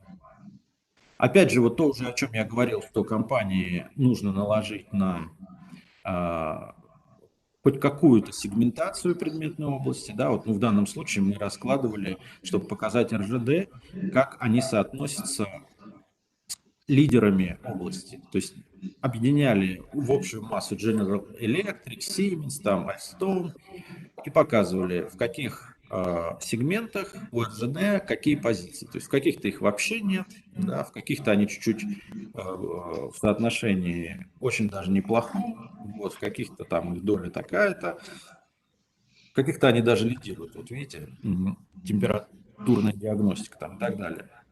Но в данном случае это хотя бы вот наглядная карта, простая, понятная, где сразу РЖД понимает, что раз в какой-то области очень слабое представительство, этим нужно заниматься. Вот, кстати, пример с магнитной левитацией, который мы тоже приводим, это наш проект для РЖД, который мы уже делали по результатам анализа портфеля РЖД. Он выявил на первом вот нашем исследовании портфеля, мы поняли, что магнитная левитация в мире – это очень сильный сегмент, где компании патентуют сильные патенты. Сейчас чуть-чуть расскажу, что такое сильный патент. А у РЖД там 0 патентов. Вот это была выявлена вот такая, этот факт, да, и они за него уцепились, и дальше вот мы разработали им большой, включающий форсайт, проект по магнитной левитации. Дальше еще раз опять про то, что поведение компании тоже детально описывается экспертами, сейчас уже на этом сильно не останавливаюсь. Дальше рассматриваем правовой статус коллекции, это вот то, о чем я говорил в начале. Здесь важно рассмотреть, что в нашей коллекции, с одной стороны, какие состояния правовые у патента текущие, то есть действуют, не действуют, есть несколько пограничных состояний, там может прекратить действовать, прекратил, но может быть восстановлен, потому что заказчику важно понимать, какие технологии, ну, например, если они прекратили действие, ими уже можно пользоваться, они становятся общественным достоянием, а какие все-таки обременены правами, там, в частности, конкурентов, и да, там лучше не соваться туда. Вот. Ну и так далее. Есть патенты, которые прекратили, но были восстановлены. Это значит, нужно разобраться, а почему они были восстановлены. Значит, это уже какой-то критерий такой качества патента. Кто-то заплатил его, восстановил и так далее. И наряду с просто состоянием патента мы рассматриваем, а что вообще, какие события происходили. То есть вот здесь тоже это детально раскрывает стратегию заявителя. Как происходило на разных этапах делопроизводства, взаимодействие с ведомством, что было на этапе до получения патента, там, заявитель затягивал, да, его выдачу, есть сроки, да, для этого разные, или наоборот форсировал. И все это мы тоже описываем в стратегиях заявителя. То есть вот как они, ну, например, там передавали лицензии, была ли это исключительная лицензия, не исключительная лицензия и так далее, значит, отчуждение права и так далее. Событий очень много. И есть вот такой стандарт ВАИС, это уже домашняя работа, который очень недавно утвержден, стандарт ВАИС-27, который попытался детально по всему миру, а это очень сложная, кстати говоря, задача, все правовые статусы мировые вписать в одну систему, потому что законы везде разные, языки везде разные, и в мире по-разному иногда понимается, там, не знаю, заявка отозвана, да, какие-то понятные нам этапы правового статуса патента по-разному в мире понимается. И вот ВАИС попыталась в едином стандарте свести все категории и все правовые события для такой самостоятельной вам проработки этого. Дальше, правовой статус я покажу, как можно сейчас визуализировать, да, в рамках семейства. Например, вы выявили какое-то интересное патентное семейство. Там много публикаций, и вы раскладываете их вот здесь вот по строкам патентные публикации одного семейства и по годам, как в какой стране, что происходило с изобретением. Какой-то там споры, и все погрязло. Какой-то выдали патент, и он действует 20 лет, в какой-то стране вообще не пошло. Это все говорит о том, для ключевых патентов, какие рынки наиболее, скажем так, простые для выхода на них с точки зрения получения правовой охраны, какие сложные, там в каких-то оппозициях все застряло, да, где проще передать лицензию и так далее. Вот. Здесь это имеет смысл делать для ключевых патентов, которые тоже в исследовании выделяются. Сейчас, если успеем, покажу как. Очень важный момент — анализ патентного цитирования. Здесь мы наблюдаем соотношение компаний, действующих в предметной области. А что такое патентное цитирование? Это ссылки, которые указывает патентный эксперт, когда рассматривает патентную заявку. То есть это не сам заявитель эти ссылки ставит, а это именно при прочих равных условиях независимая, профессиональная оценка и ближайший уровень техники вашего технического решения. Вот. Николай Васильевич, у нас немножечко поджимает время, если можно. Да, вот сейчас заканчиваю. То есть главная цель цитирования — показать, кто от кого технологически зависим. То есть, например, если одна компания устойчиво цитирует другую компанию, она от нее технологически зависима. Она вообще кандидат на поглощение, если это маленькая компания. А если это большая компания, то если компания, которую она цитирует, прекратила исследования и разработки, то большой компании нужно как-то диверсифицировать, ей нечего будет дальше строить свои разработки, потому что кто-то, на чьем уровне техники они строили свою программу R&D, перестала развивать это направление, ну и так далее. То есть на цитировании очень много выводов. И давайте, может быть, последнее, про что я хочу сказать, это все-таки про качество патента. Когда мы анализируем несколько тысяч патентов, мы всегда пытаемся выявить ключевые из них, показать заказчику. Смотрите, вот нужно примерно так патентоваться. Это не всегда просто назвать эти ключевые патенты. И, вернее, это можно сделать просто, да, если одно изобретение патентуется в одной стране, а другое в 20 странах, второе посильнее. Да, то же самое с числом цитированием, числом спором и оппозицией. И, в принципе, вроде бы, с одной стороны, все просто, но для разных задач и для разных областей вот эти метрики цитирования имеют разный удельный вес. Вот. И здесь у меня довольно сложный концепт, который я хотел рассказать, но, видимо, не успеваю. Как мы это делали для РЖД? Суть кратко в том, что вы определяете несколько ключевых метрик качества патента, а потом с помощью эксперта и с помощью некого математического аппарата перевзвешиваете эти составляющие силы патента для того, чтобы выбрать наиболее оптимальную модель весов каждого этого критерия, который он вкладывает в интегральный индекс силы патента. Вот так мы определяли вообще, насколько ценны патенты РЖД. То есть на мировом патентном ландшафте определяются наиболее сильные патенты, и те патенты РЖД, которые тематически попадают в аналогичные сегменты, в эти же сегменты, мы повышали им их индекс силы. То есть вот такая вот была работа. В принципе, если это будет интересно, еще подробнее об этом расскажем. У нас про этот проект есть целая отдельная презентация. И тогда уже давайте я заканчиваю. Несколько методических материалов тоже для самостоятельной работы. И самое главное, что я хотел сказать, это все-таки как мы работаем и что мы предлагаем сейчас регионам. Буквально 2 минуты. Идея такая. Есть, да, 2 минуты? 2 минуты, да. Идея такая, что в регионе мы начинаем анализировать самые важные, самые главные стратегические документы. Ну, например, стратегия социально-экономического развития, стратегия инновационного развития, стратегия развития промышленности. Во всех регионах они есть. Дальше нужно разобраться в разделе «Наука и технологии», какие ставятся задачи. Ну, например, там, диверсификация товарных и географических рынков, развитие конкурентоспособности кластеров. Это на примере Мордовии мы уже такую детальную работу прошли. Если хотите, мы такой же сделаем расклад для Коми. Дальше анализируются ключевые предприятия региона, что они выпускают, какую продукцию, в каких секторах. И важно назвать несколько направлений, ну там 3-5, которые для региона ключевые на уровне именно отраслей, так называемых технологических специализаций региона. Потом смотрим, что разрабатывают институты, какая научная база, в университетах какие проводятся исследования, разработки.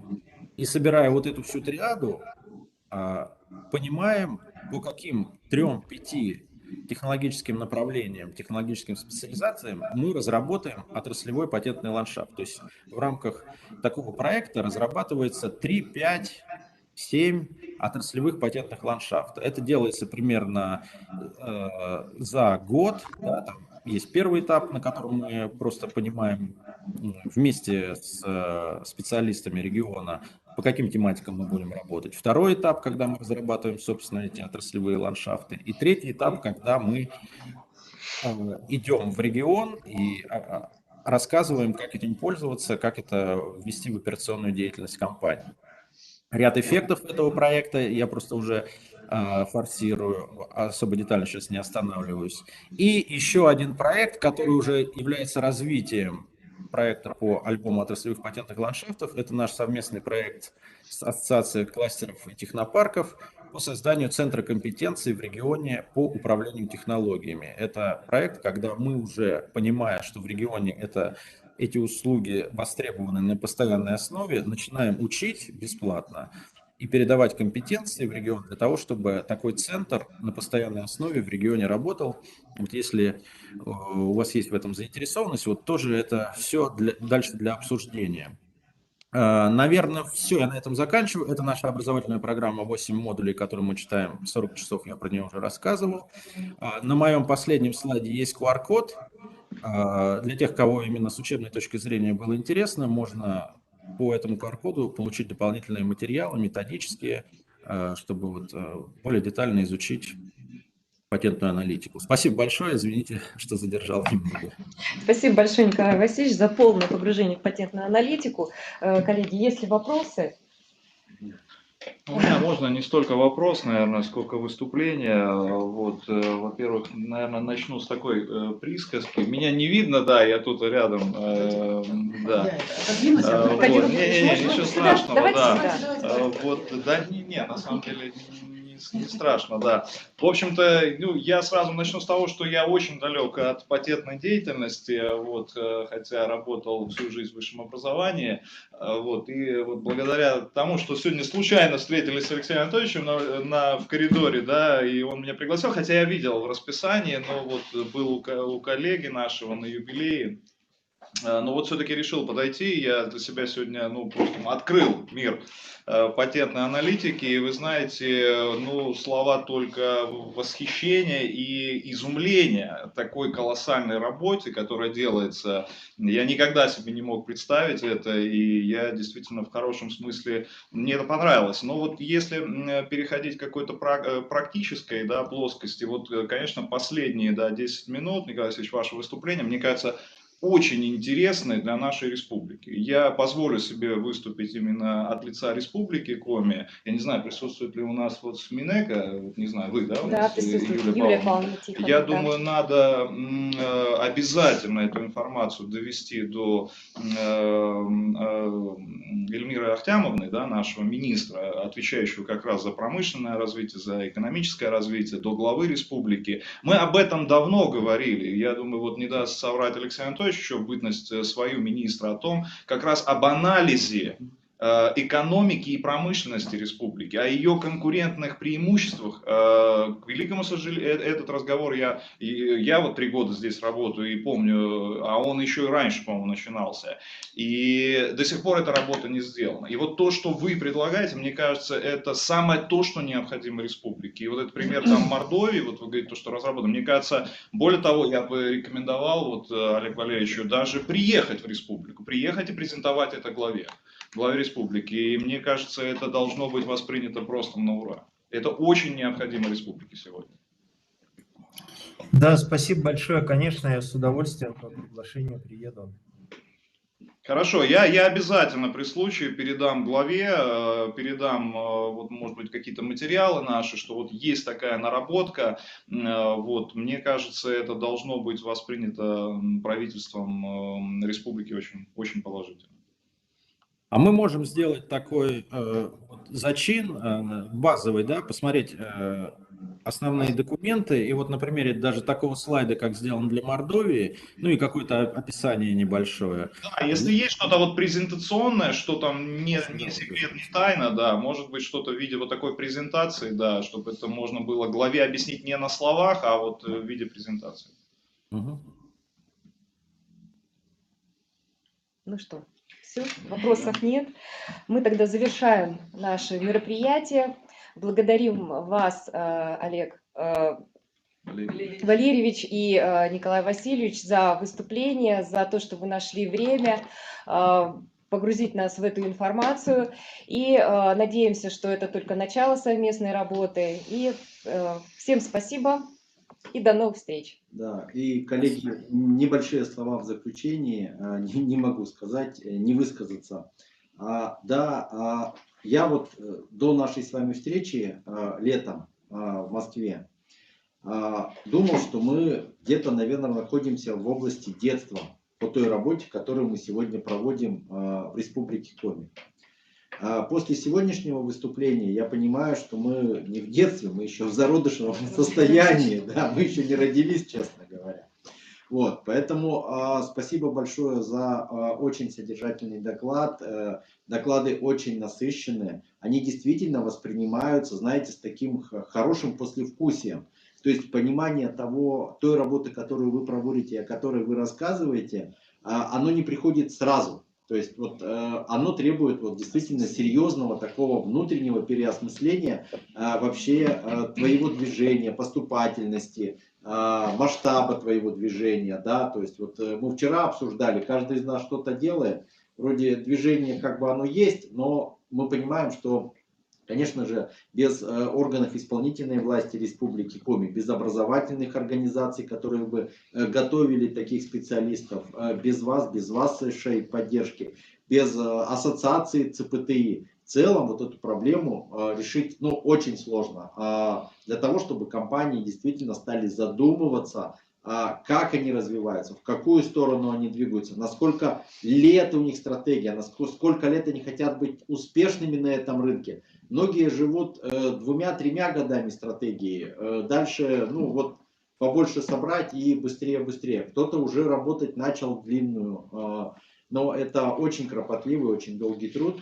Спасибо вам, уважаемые коллеги, за содержательные доклады. Будем признательны, если вы их оставите в нашем распоряжении, чтобы мы могли что-то подсматривать, кому-то подсказывать или рассказывать. И я очень надеюсь, что в следующем году мы с вами увидимся в очном режиме.